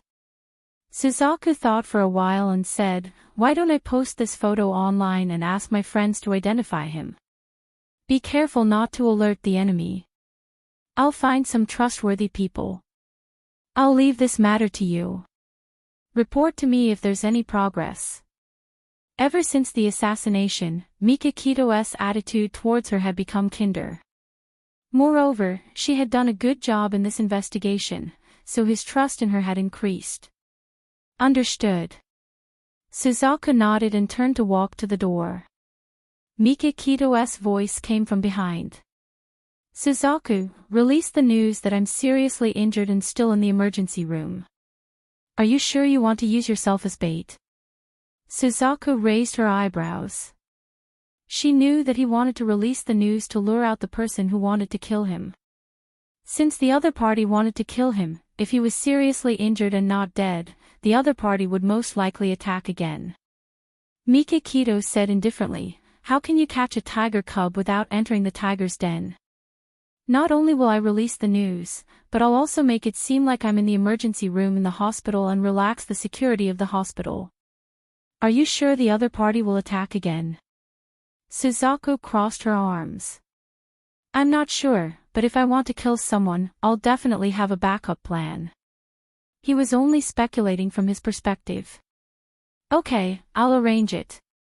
Immediately, the news that Mikakito was seriously injured and hospitalized spread through the streets.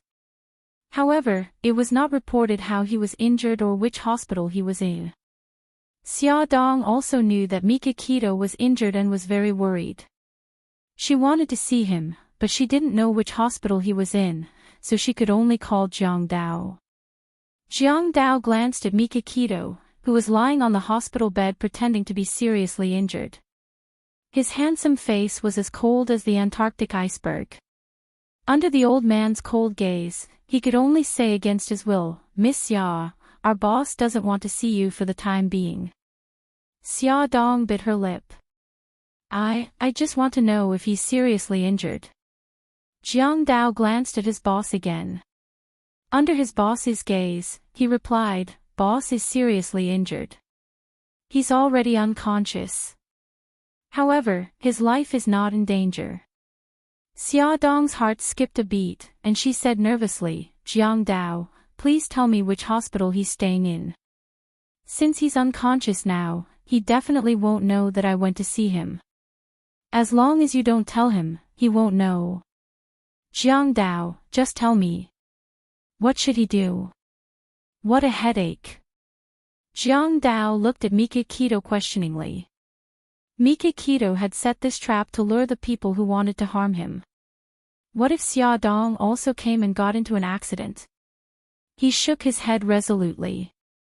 Jiang Dao coughed and said, "I'm sorry, Miss Xia. I can't tell you. I still have something to do, so I'll hang up first." Before Xia Dong could coax him again, Jiang Dao hung up the phone impatiently. Xia Dong then called Lu Xing and Suzaku. She wanted to dig out information about the hospital Mikakito was staying in from them. It was as if their mouths were glued with superglue. No matter how hard she tried, they wouldn't say a word.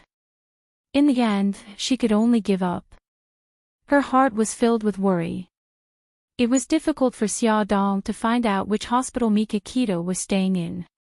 However, it was a piece of cake for her godfather. He soon got the answer. Mikakito was staying in the hospital where Su Xingchen was staying. This world was really strange. After burning the piece of paper in his hand, the godfather's lips curled into a mocking smile. Since Beitangshan had caused Xingchen to suffer so miserably, Xingchen might as well let him be executed by Xingchen. Late at night, there was no one in the hospital corridor. Suddenly, the elevator door opened, and a man wearing a black windbreaker and sunglasses walked out of the elevator.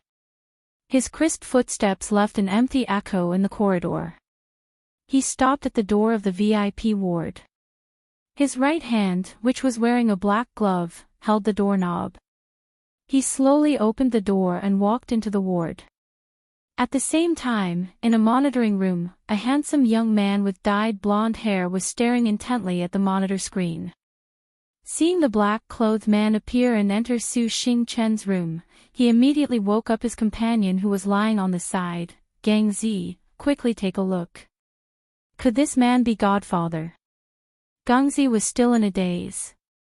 When he heard the Godfather's name, he immediately jumped up and shouted excitedly.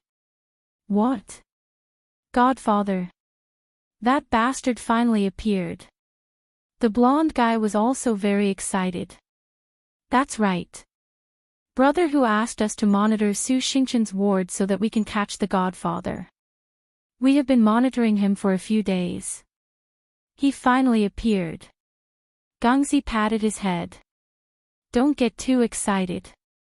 Although this guy is dressed in black and doesn't look like a good person, we can't be sure that he is the Godfather. Let's get a few photos first. Oh, and activate the camera in Su Xingchen's ward. The blonde guy's hands did not stop moving as he sighed. Gangzi, luckily we sneaked into Su Xingchen's ward and installed a pinhole camera. Otherwise, we wouldn't be able to see the Godfather's face. When he enters the ward, he should take off his sunglasses. The monitor screen changed and showed the situation in Su Xingchen's ward. The man in the trench coat took off his sunglasses, revealing a handsome face. It was the Godfather. Godfather, why are you here? Su Xingchen saw him and quickly covered her face. The gauze on her face had been removed. Although it was not as scary as before, she still did not dare to show her face to others. The Godfather was not in a hurry to answer her question. Instead, he placed his hand on the back of her hand. Xingchen, what are you doing? Take your hand off. Be careful not to touch your wound. Su Xingchen shook her head. I won't take it off. My current appearance is so ugly that even I am afraid of myself. I don't want you to dislike me. The Godfather sat beside her and patted her shoulder. His eyes were filled with love. You are speaking nonsense again. I am your Godfather. Why would I care about these things? No matter how he comforted her, Su Xingchen refused to take her hand off. He had no choice but to give up. Xingchen, I am here to tell you that I have started to make a move on Mikakito. He is seriously injured and hospitalized. This is the best opportunity to kill him. Not only did Bai Tangshan cause her to lose her reputation, but he also indirectly caused her to be disfigured. She hated him to the bone. When Su Xingchen heard that Bai Tangshan was injured and hospitalized, he couldn't wait to set off firecrackers to celebrate. However, although she was happy, she did not lose her rationality. She thought for a moment and asked, Godfather, when you made a move last time, did you alert the enemy? What if Mikakito deliberately set a trap for you? The Godfather smiled with appreciation. Xingchen, it is rare for you to think of this. However, I have carefully investigated the situation. Mikakito was seriously injured that night and was sent to his own villa. He was only sent to the hospital the next day. I also checked the doctor who operated on him and confirmed that he was sent to the hospital because his condition worsened. Otherwise, how could a person like him be hospitalized? People in the underworld were vigilant and did not want to expose themselves to the public. Then there must be a lot of guards around him. Godfather, how do you plan to get close to him? The Godfather patted her head and smiled gently. We don't have to worry about this. Money can make the devil turn millstones. If I give enough money, someone will naturally help me. Baby, I will let you see Mikakito's tragic death as soon as possible. He was smiling gently, but his words were cruel and cold. Godfather, you are amazing. Su Xingchen was so happy that she forgot to cover her face. She happily hugged his waist. The Godfather looked down at her miserable face. There was no fear or disgust on his face. Instead, there was a bit of pity on his face. He hugged her tightly and gently patted her shoulder. They chatted for a while more before the godfather told her to rest and left the ward. Gungzi hurriedly spoke into the headset. Old Xia, that black-clothed man walked out of Su Xingchen's room and is now walking towards the elevator. When he walks out of the hospital, you must follow him, don't lose him. A deep man's voice came from the earpiece. Got it. The blonde said, Gungzi, we should report this to Brother Hu quickly. Okay, I will tell Brother Hu. You go to sleep first. Gungzi reported the incident with the man in black to Ah Hu and sent him a photo.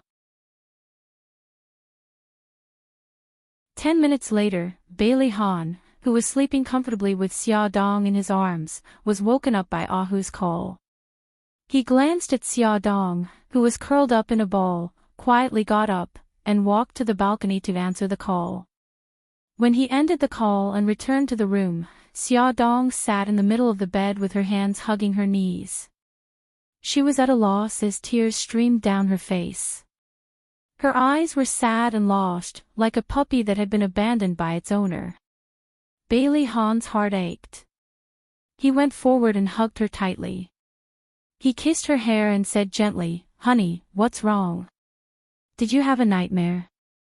She reached out her hands and hugged him carefully. She sobbed softly.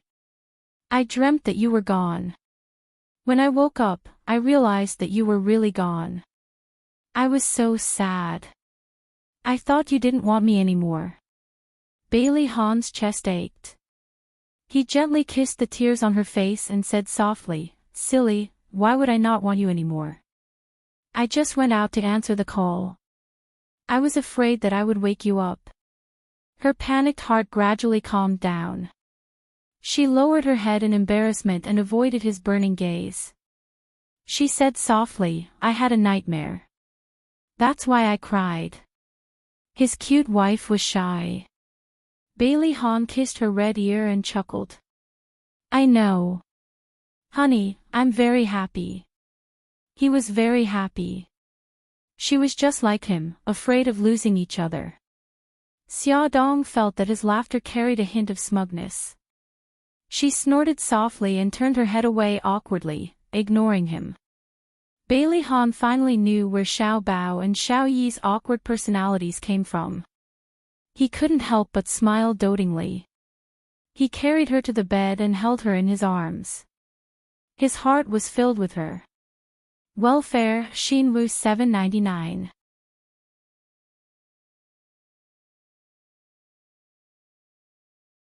Chapter 209. Bailey Han sent the photo that Ah Hu had sent him late last night to Mika Kito's phone.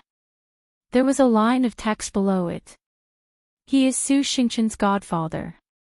He is plotting against you. After Mika Kito received the text, she immediately called him back. Her voice was cold. Why are you helping me? Bailey Han glanced at the living room. Xia Dong was helping Xiao Bao and Xiao Yi pack their school bags. He said calmly, if something happens to you, she will be sad. I'm not helping you. I just don't want her to be sad. There was no response from the other end of the phone for a long time.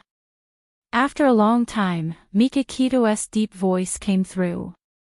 Is the news accurate? Bailey Han frowned. He didn't want to have too much to do with Mika Kito, but now that they were facing the same enemy, he might as well make things clear. He lowered his voice and briefly explained how he and Xia Dong were surrounded by fake reporters. He also pointed out his own suspicions. I suspect that Godfather and Su Xingchen have a close relationship. The man in black in the photo is very likely Godfather. Xia Dong and the two little guys were ready to go out. Bailey Han ended the call and walked over to them. He chuckled. Honey, I'll go with you today. That's great. The two little guys were very happy. This was the first time their father had sent them to school since the new semester started. Bailey Han walked them to the entrance of the kindergarten. He stood side by side with Xia Dong and watched them enter. Then, He put his arm around Xiaodong's shoulder and said with a smile, "What do we do now?" Xiaodong was curious. "What do you mean? Aren't you going to the office?" "Who said I'm going to the office?" Bailey Han hugged her hand tightly. "I skipped work today to accompany my wife." Xiaodong saw that everyone was looking at her. She poked his arm embarrassedly and whispered, "So many people are looking. Let go. You are my wife. They like to look. Let them look." Bailey Han was not ashamed. Instead, he was proud and even raised his head proudly. "Let's hurry up and get in the car." Xiaodong was afraid that he would do something worse, so she dragged his arm into the car. "Hubby, is it okay if you don't go to the office today?" Bailey Han was helpless and patted her head. "Honey, do you want your husband to become a workaholic?" "It's not that. I just think that work is very important. You don't have to waste time with me." Bailey Han looked at her seriously. "Accompanying you is the most important thing. How is it a waste of time?" Xiaodong held his face with both hands and said seriously, "Hubby, you're so strange today. Why are you suddenly so good at talking? Did you hit your head when you went out this morning?" Bailey Han's face darkened. "Honey, don't be such a killjoy, okay? Didn't Encyclopedia of Women's Lives say that women like to hear sweet words?" He had already thrown away his pride. Why was his wife still so hard to please? Xiaodong chuckled. Sure enough, this kind of expression was more suitable for him. Bailey Han's face darkened.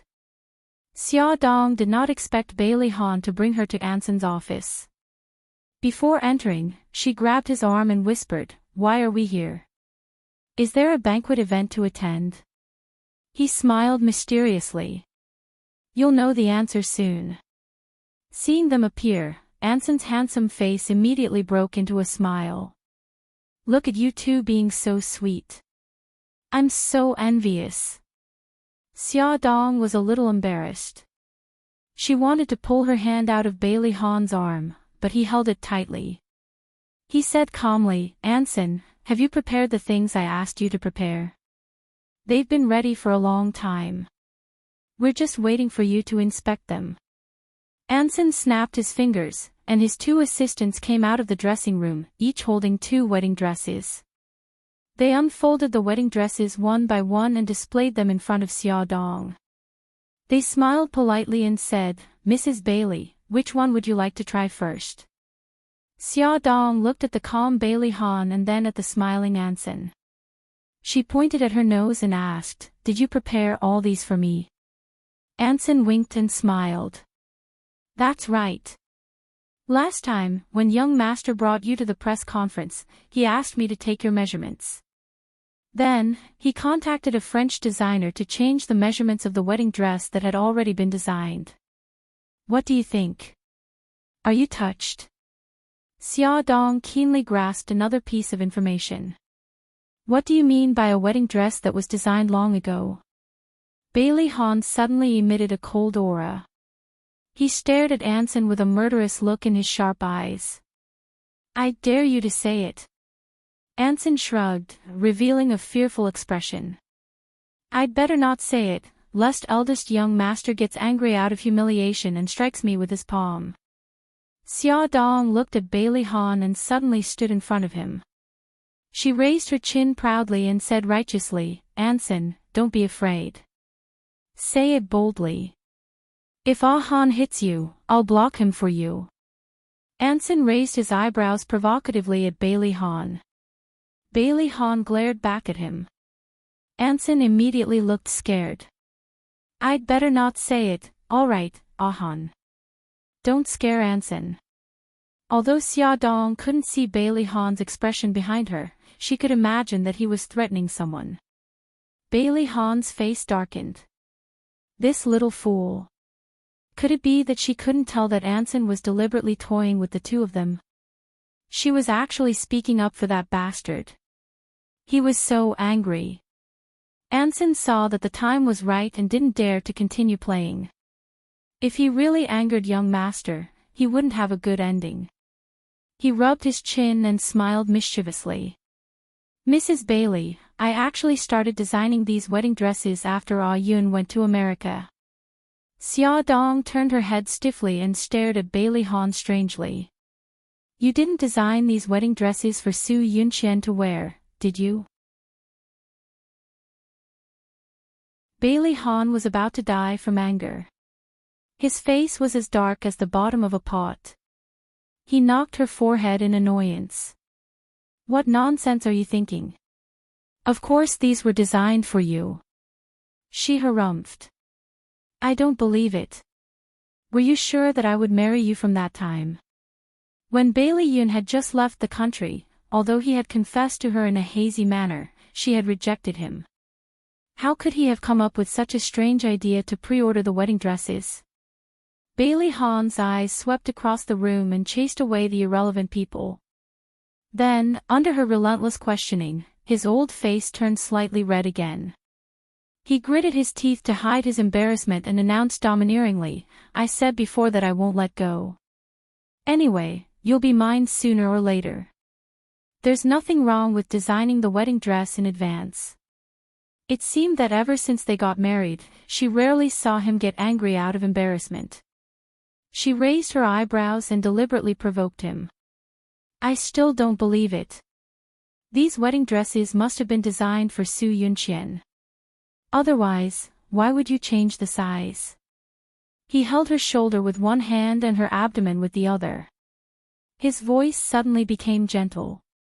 Little fool, the baby is growing up day by day. Shouldn't you change the size to give him enough space? Although she had already guessed that this was the reason, Xia Dong was still very touched to hear him say it personally. He seemed to be constantly bringing her surprises, letting her see his love and consideration for her. She wrapped her arms around his waist and hugged him gently. She said softly, Thank you, hubby. Silly. Bailey Han's eyes were filled with smiles as he kissed her forehead gently.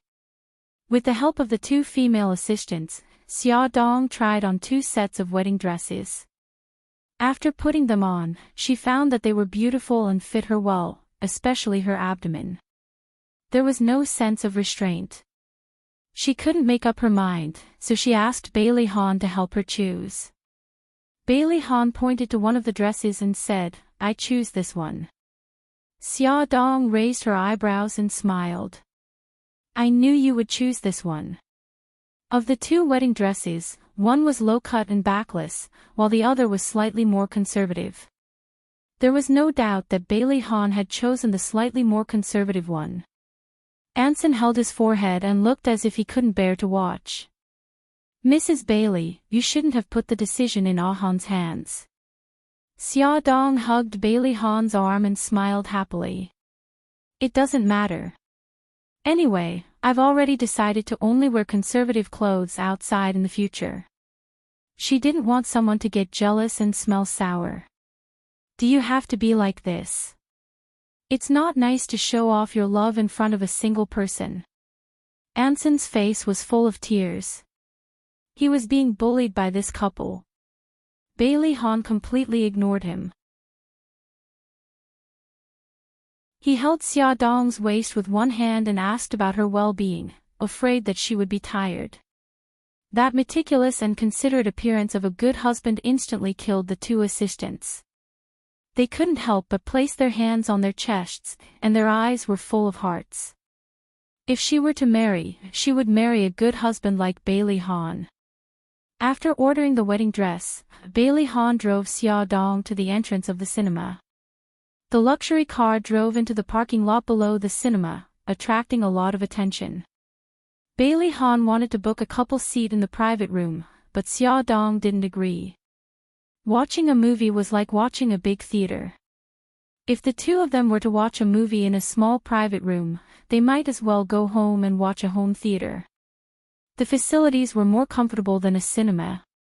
So he accommodated her and bought 2 tickets for a comedy movie. Xia Dong saw the fragrant popcorn and couldn't help but buy a big bucket. So Bailey Han held the popcorn in one hand and Xia Dong's hand in the other and found a seat in the front row. Bailey Han sat in the dark cinema, holding Xia Dong's hand and listening to her crisp laughter from time to time. The corners of his lips were curved up. It was the first time he was watching a movie with his lover in a cinema. It was a wonderful feeling. He didn't care about the plot of the movie at all. He only cared about her mood. He suddenly leaned over to her cheek and stole a kiss. When she turned around to look at him, he whispered into her ear, "Honey, I love you." Ad Songshu 566.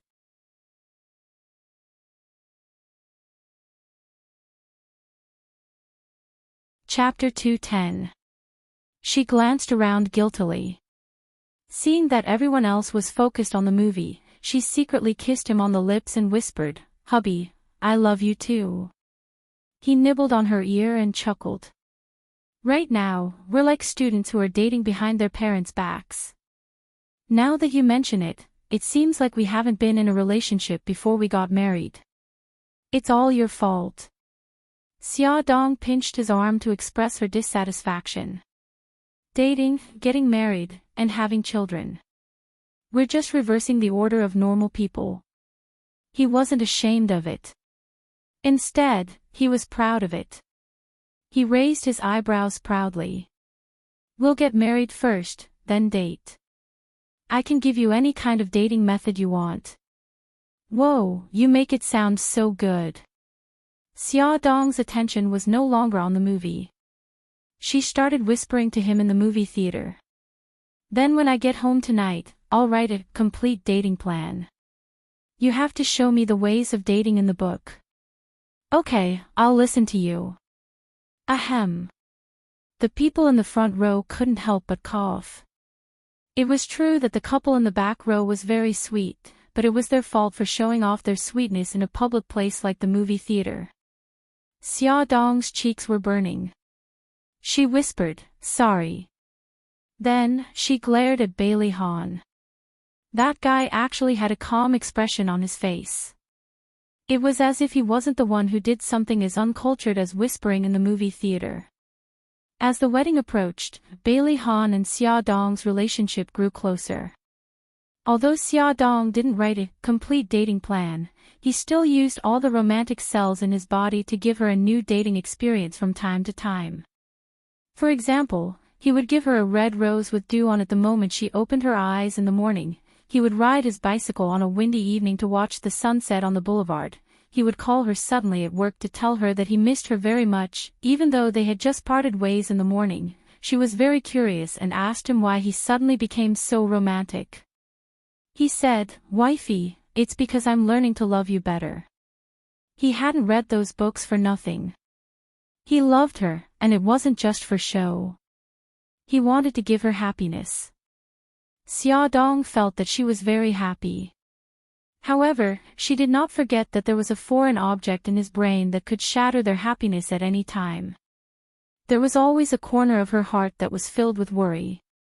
Xia Dong was happy and worried at the same time. Asterisk in Mikakito's VIP ward, a doctor and a nurse knocked on the door and walked in. The doctor said, "Routine check."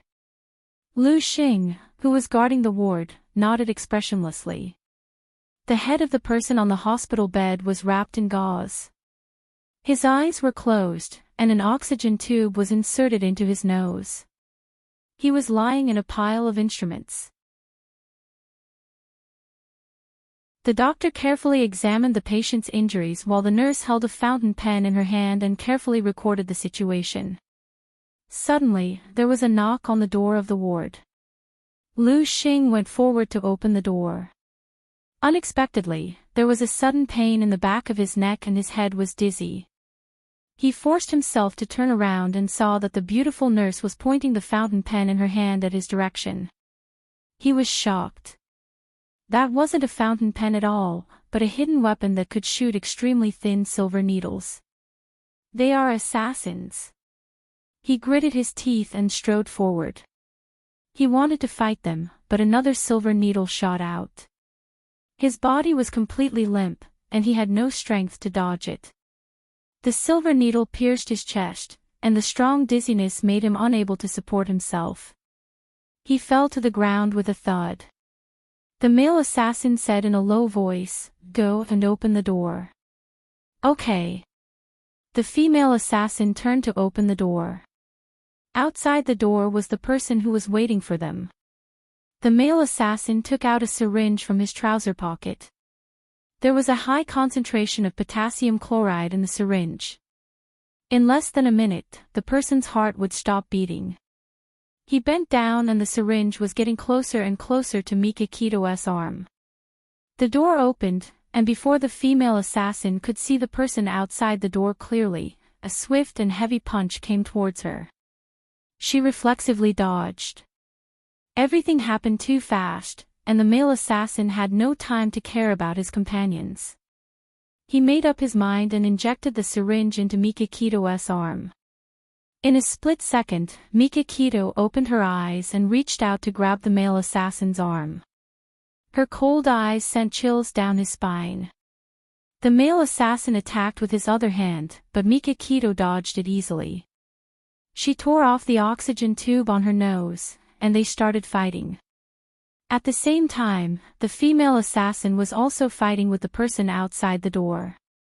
While she was unprepared, the person stabbed her heart with a dagger. The female assassin fell to the ground with a bang, right onto Lu Xing's body. Fresh blood gushed out from her chest as she unwillingly widened her eyes and stared unwaveringly at the woman standing in front of her.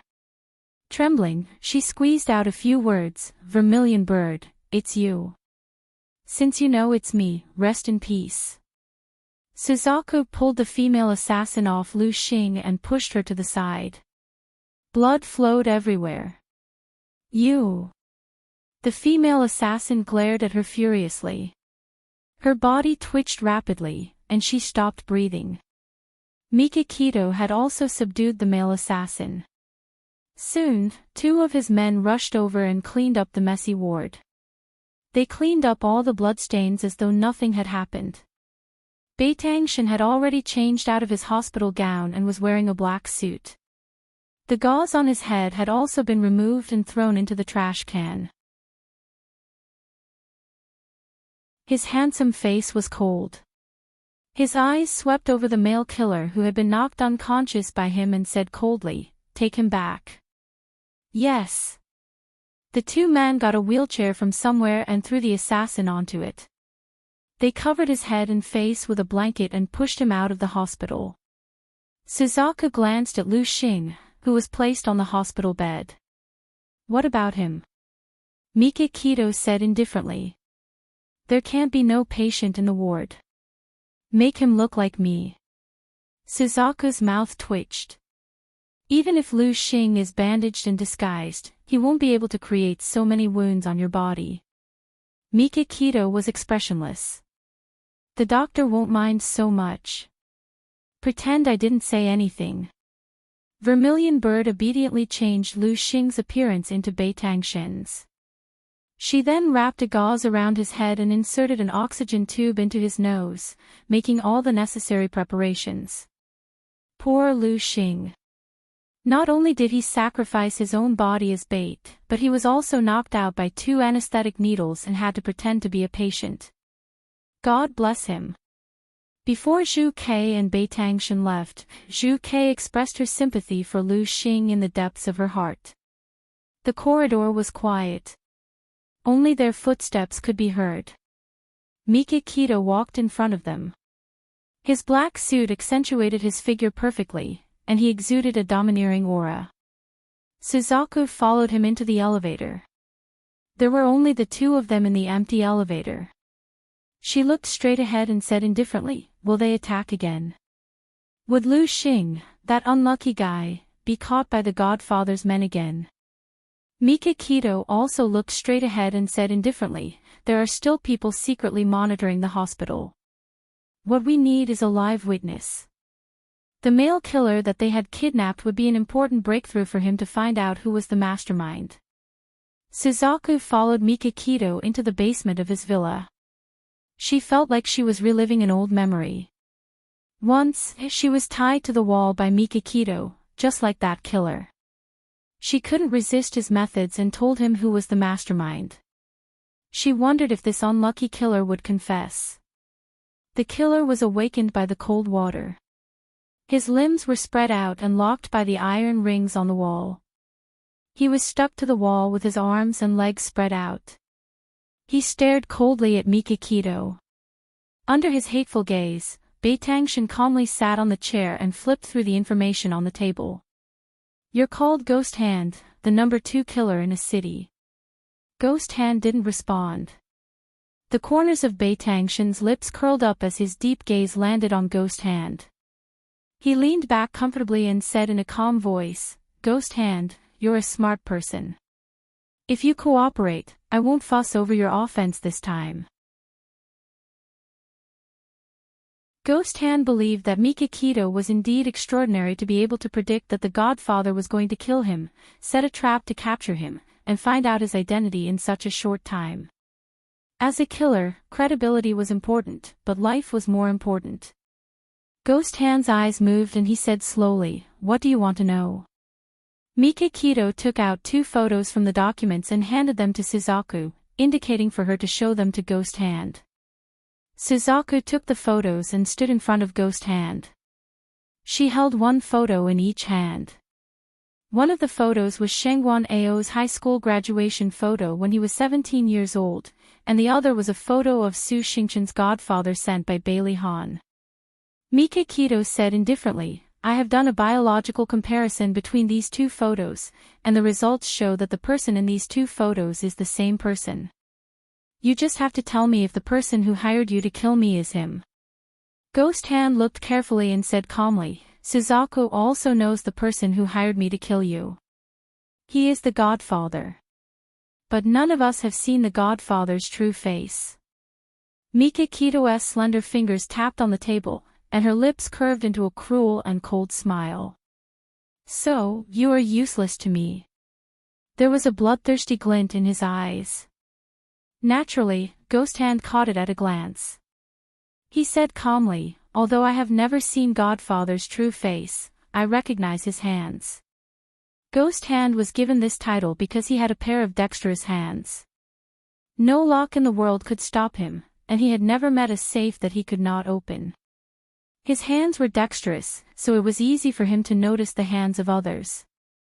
For example, the Godfather with whom he had made many transactions. The Godfather has a scar of about 1 centimeter on the back of his right hand. The nail of his left thumb was pressed by something heavy, so it is flatter than the other nails. Mikakito handed her phone to Suzaku. "Zoom in on the Godfather's hands in the photo." Attention Hongcha 866.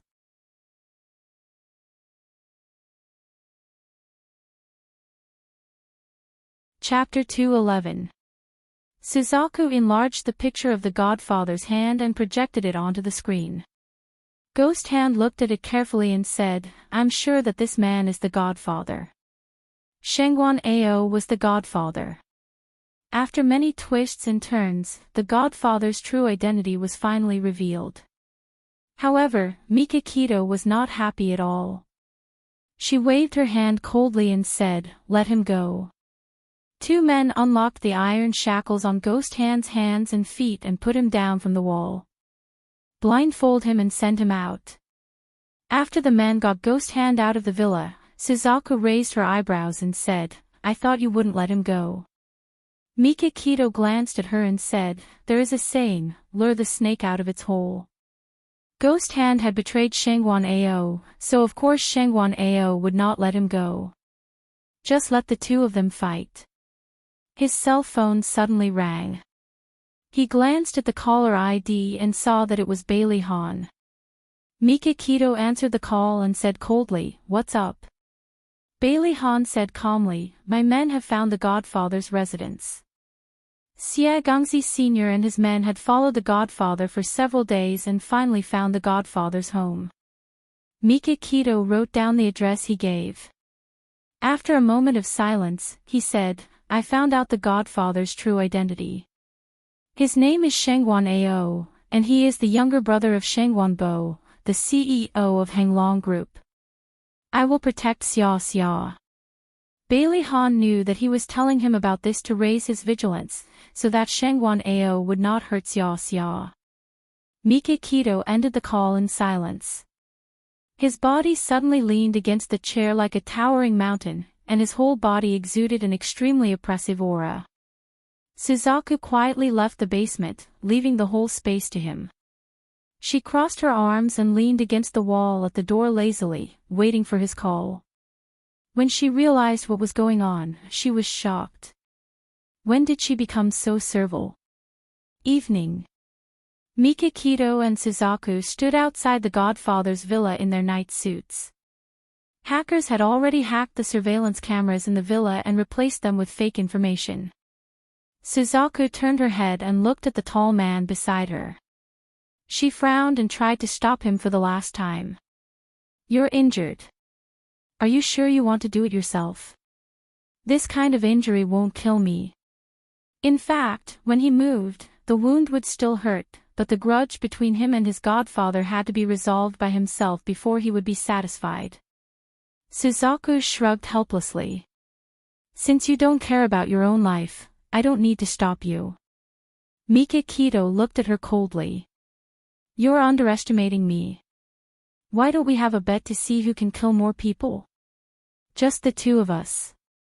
According to the news, there were at least 20 bodyguards in the Godfather's villa, not counting the assassins and security guards under his command. What? Are you scared? Mikakito's lips curved into a mocking smile. So, the #1 female assassin is nothing more than this. Damn male chauvinist. Why would I be scared? What a joke. Suzaku gritted her teeth and retorted. I'm worried that your wound will tear and you won't be able to fend off the enemy. I don't have the strength to carry you out. Are you sure you don't want to ask one of your men to carry you out? Mikakito's facial muscles twitched uncontrollably. He was exuding a cold aura.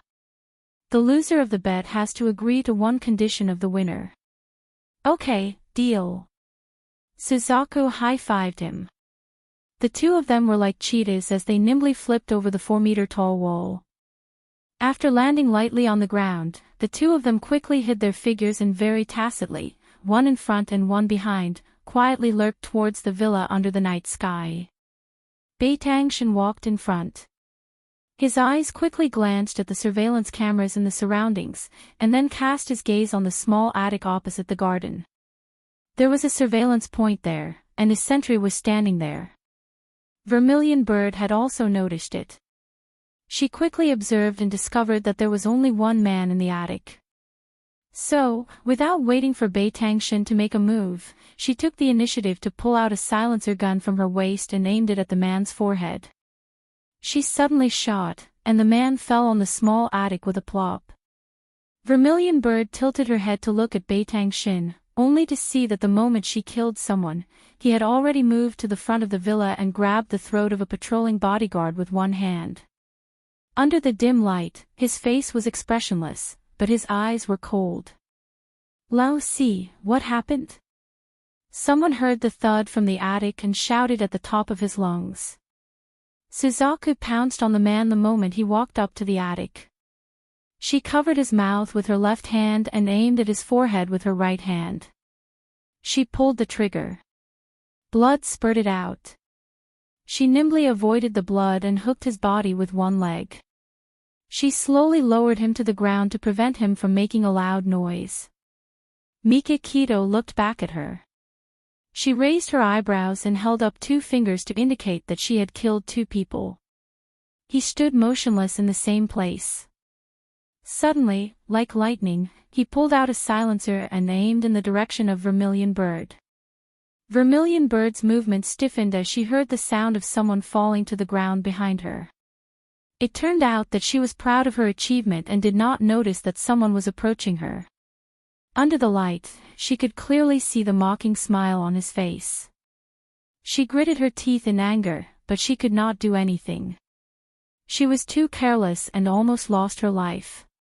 Beitangshan saved Vermilion Bird's life, but the sound of Vermilion Bird falling to the ground attracted the attention of the other bodyguards. Someone discovered the corpse on the ground and shouted, "Someone is invading, everyone be alert." The lights outside the villa suddenly lit up. The whole garden was as bright as day. Mikakito and Suzaku were instantly exposed under the light. They calmly faced the intruders with guns in their hands and directly barged into the villa. The two of them were like Asuras from hell. They reeked of blood, their faces were cold, and their eyes were bloodthirsty. Everywhere they passed, they left behind stiff corpses. The smell of blood permeated the air, and the whole villa became lifeless. Blood flowed like a river. They stepped over the corpses and went upstairs. The godfather didn't expect that his nest had been exposed. He was still on the bed with the two beauties. Suddenly, he heard a hurried knock on the door. "Boss, there's an assassin. We can't hold them off." The godfather's eyes suddenly turned cold. He pushed the beauty under him away, grabbed the bathrobe on the ground and hurriedly wrapped it around himself. He reached for the bedside table and took out the gun. "Brother Ao, don't leave me behind. I'm so scared." One of the beauties saw the godfather running away with the gun and quickly hugged his leg. "Get lost." The godfather mercilessly kicked her away. Bang! Bang! Bang! The godfather broke the light bulbs in the garden first, and the garden returned to darkness. The moment he jumped out of the window, the door of the room was kicked open by Beitang Shin. He turned a blind eye to the beauties lying on the bed and quickly ran to the window, only to see a black shadow rushing into the garden. He raised the gun and shot at the black shadow. Unfortunately, he only hit the shadow once. After that, he ran into the dark shadow and could no longer see where he was. At this time, Vermilion Bird, who was downstairs, had already chased out of the hole.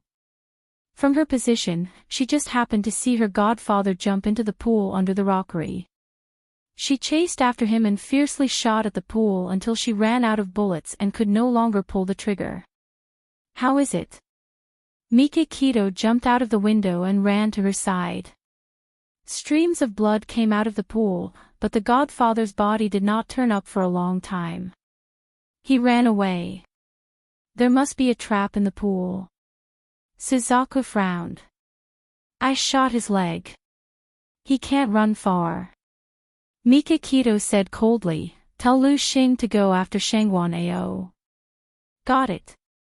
Suzaku relayed his order to Lu Xing through the headset. The whole villa was now dead. Except for the two naked women in the godfather's room, there was no other living thing. Suzaku looked up at the godfather's room and reminded him faintly, "The two women saw your face." Mikakito strode out. He did not want to stay here any longer. His cold voice drifted from the front. "They can't say a word." At first, a Vermilion Bird thought that he had silenced them. Later, she learned from Lu Xing that he had forcibly fed them poison. This kind of poison would damage their brain nerves.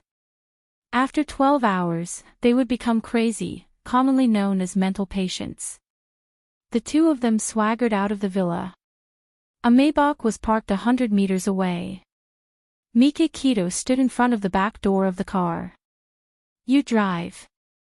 Suzaku raised her eyebrows and did not object. She quickly opened the car door for him. He bent over and sat in the back seat. She closed the door and jumped into the driver's seat. She stepped on the accelerator and sped away at a fast speed. She looked at him through the rearview mirror.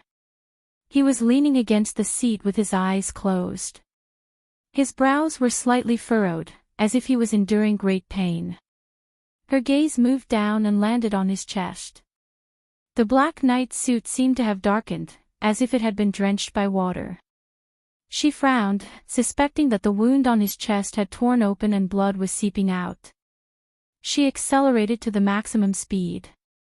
The black Maybach sped on the road like a cheetah. When they returned to the villa, Mikakito's body swayed when he got out of the car. He supported his chest with one hand. Suzaku reached out to help him. He said coldly, "No need." This man, even if he was injured, he would not forget to maintain his dignity. Suzaku stared at his back. Her long eyelashes drooped slightly. The doctor examined Beitangshin. He took off his night suit, revealing his broad and muscular chest. The gauze that was wrapped around his chest had indeed been stained with blood. The doctor sighed, "Shin, the wound has ruptured again. Based on this situation, when will the injury get better? You can't continue to be so willful." Welfare, Songshu 566.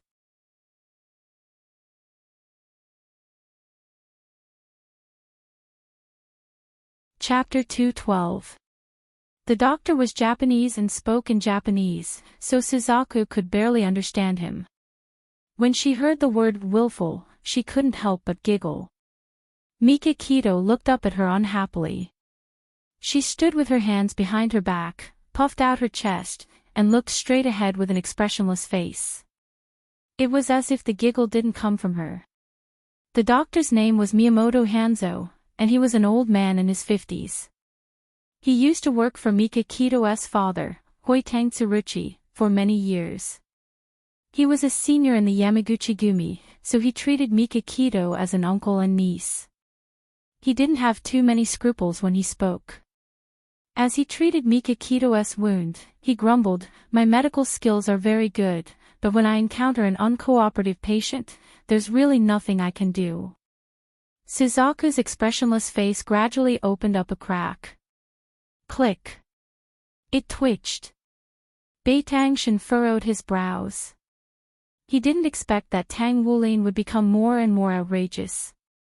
He muttered in a low voice, "I think it's better to find someone to watch over you so that you don't waste my medicine and gauze."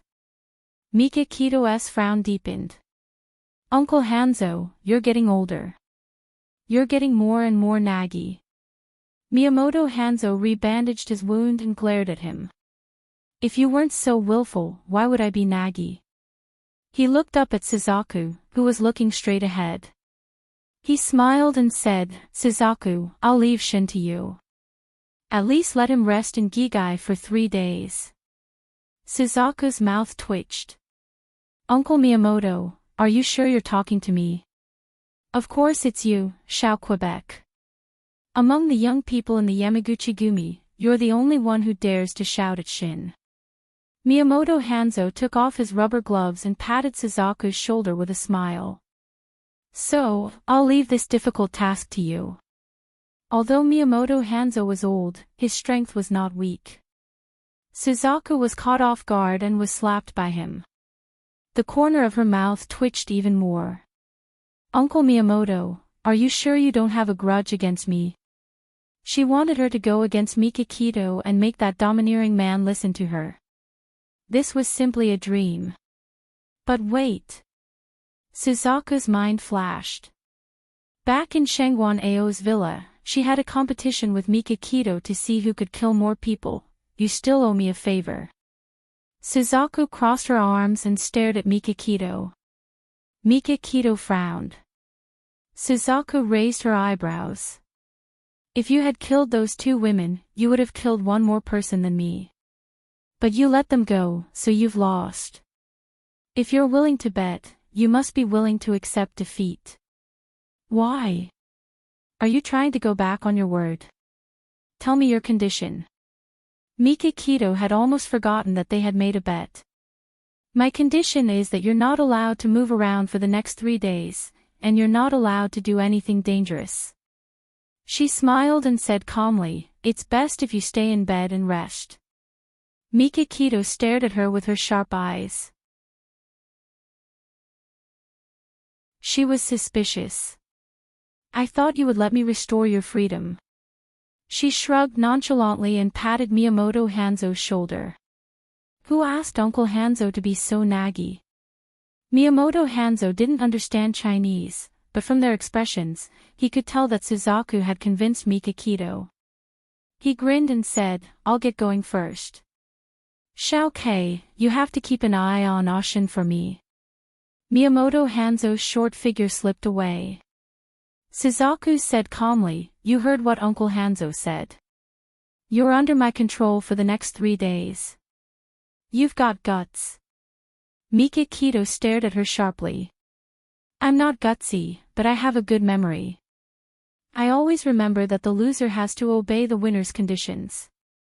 She said calmly. If he had known, he wouldn't have been soft-hearted and spared the lives of those 2 women. Take your medicine. She opened the medicine bottle left by Miyamoto Hanzo and poured out the pills. She took a glass of water and handed it to him. Did she really think that he was a 3-year-old child who needed to be looked after all the time? Mikakito's mouth twitched. Although he was unhappy, he had to accept his loss. He took the pills angrily and swallowed them. After a tiring night and the sedative in the medicine, Mikakito fell asleep quickly. After Suzaku made sure that he was asleep, she left the room and stretched.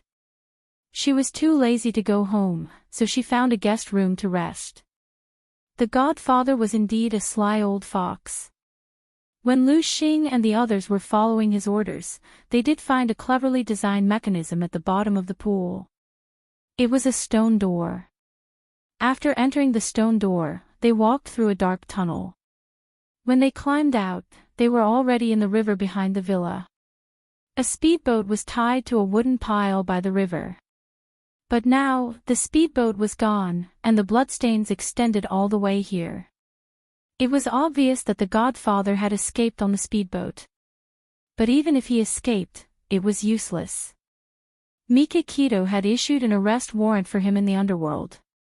At this time, the godfather had already escaped from the villa area using a speedboat. When he bought this villa, he had already planned his escape route. The small river outside the villa led to the estuary. If he went all the way down, he would reach the harbor. Soon, he would be able to use his connections to get a ticket to leave the country. But he couldn't leave the country because he couldn't abandon Su Xingqian. Moreover, he didn't believe that Mikakito was powerful enough to dig him out of a city. The river was getting wider and wider. He stopped the speedboat and found the first aid kit on the speedboat. Biting the soft stick, he dug out the bullet from his leg and then the bullet from his arm. The pain made him break out in a cold sweat and he almost fainted. He endured the pain and bandaged his wound. He sat weakly in the cabin with sweat dripping from his forehead. A crafty rabbit has 3 burrows. The villa's address was exposed, but he still had other places to stay.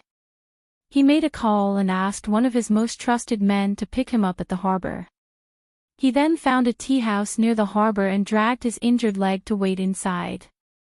But he never expected that he would run into that woman, Su Yunqian. Su Yunqian came down from the private room with a foreign man.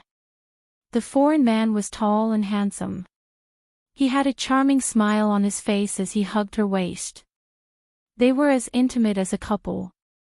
The godfather's eyes flashed and he suddenly called out, Miss Su Yunqian. Su Yunqian was about to leave the tea house with the foreign man when she heard someone calling her. She turned around in surprise and saw a middle-aged man sitting in front of the window waving at her. She pursed her lips and whispered something in the foreign man's ear. Then, she walked towards the godfather. She looked at the man in front of her quietly. His face was pale and he was wrapped in a bathrobe. His left arm and leg were stained with blood. A look of disgust flashed in her eyes and she asked condescendingly, "Who are you?" The godfather smiled meaningfully. "Godfather." Su Yunqian's face changed color. She looked at him carefully and asked suspiciously, "Are you really the godfather? Wasn't the godfather very powerful? How did he become like this? He was like a perverted vagrant." The godfather smiled.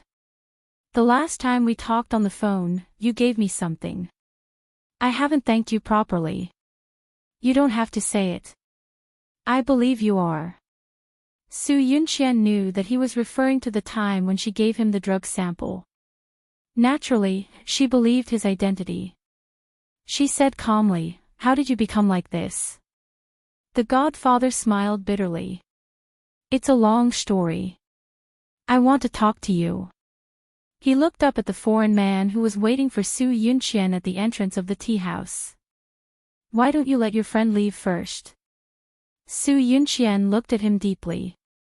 "You better have something important to talk to me about. I won't let you down." "All right then. Wait for me for a few minutes." Su Yunqian walked to the foreign man and hooked her arm around his. They walked out of the tea house and she said in English, "Darling, I met an old friend. I want to talk to him for a while. You can go back to the hotel first." The foreign man held her waist with one hand and lowered his head. He looked at her beautiful face with a smile. "Baby, it's not easy for me to come to China. Don't you want to stay with me for a while?" Su Yunqian wrapped her arms around his neck and kissed him on the lips. She said gently, "Darling, I'll visit you tomorrow. Be good." "All right, you heartless woman." The man shrugged and kissed her sexy red lips. After tasting them for a long time, he let go of her reluctantly. He bit her earlobe and threatened her in a low voice. "You're not allowed to sleep with him." Su Yunqian punched him in the chest. "Please, I don't want that old man even if you give him to me." The man chuckled and let go of her. He put his hands in his trouser pockets and narrowed his eyes. He watched her graceful figure walk towards the godfather and a cold smile appeared on his sexy lips. Su Yunqian sat elegantly in the seat opposite the godfather and said indifferently, "What do you want to talk to me about?" The godfather's shrewd eyes flickered and he smiled. "It seems that Miss Su has already given up on Bailey Han. That foreign man seemed to be her new lover." She took a sip of tea elegantly and put down the teacup gently. "So what if I give up? So what if I don't give up? If you've already given up, we can end our conversation here. If you haven't, I'll be happy to work with Miss Su." Su Yunqian raised her charming eyes and looked at him. "Tell me. Who knows, I might be interested in your proposal." In other words, she hadn't given up on Bailey Han. The godfather's lips curled into a smile. "In 2 days, Bailey Han and Xia Dong will be getting married. Don't you want to give them a gift?" She smiled meaningfully. "A gift? I've been thinking about it, but I don't have a good choice. Do you have any suggestions?" The godfather leaned forward and whispered something in her ear. She raised her eyebrows in surprise. "What benefits will you get if you do this?" Benefits Hongcha 866. You're tuning into the Journey of the Soul YouTube channel. Don't forget to subscribe and join us on this journey to catch the most captivating stories.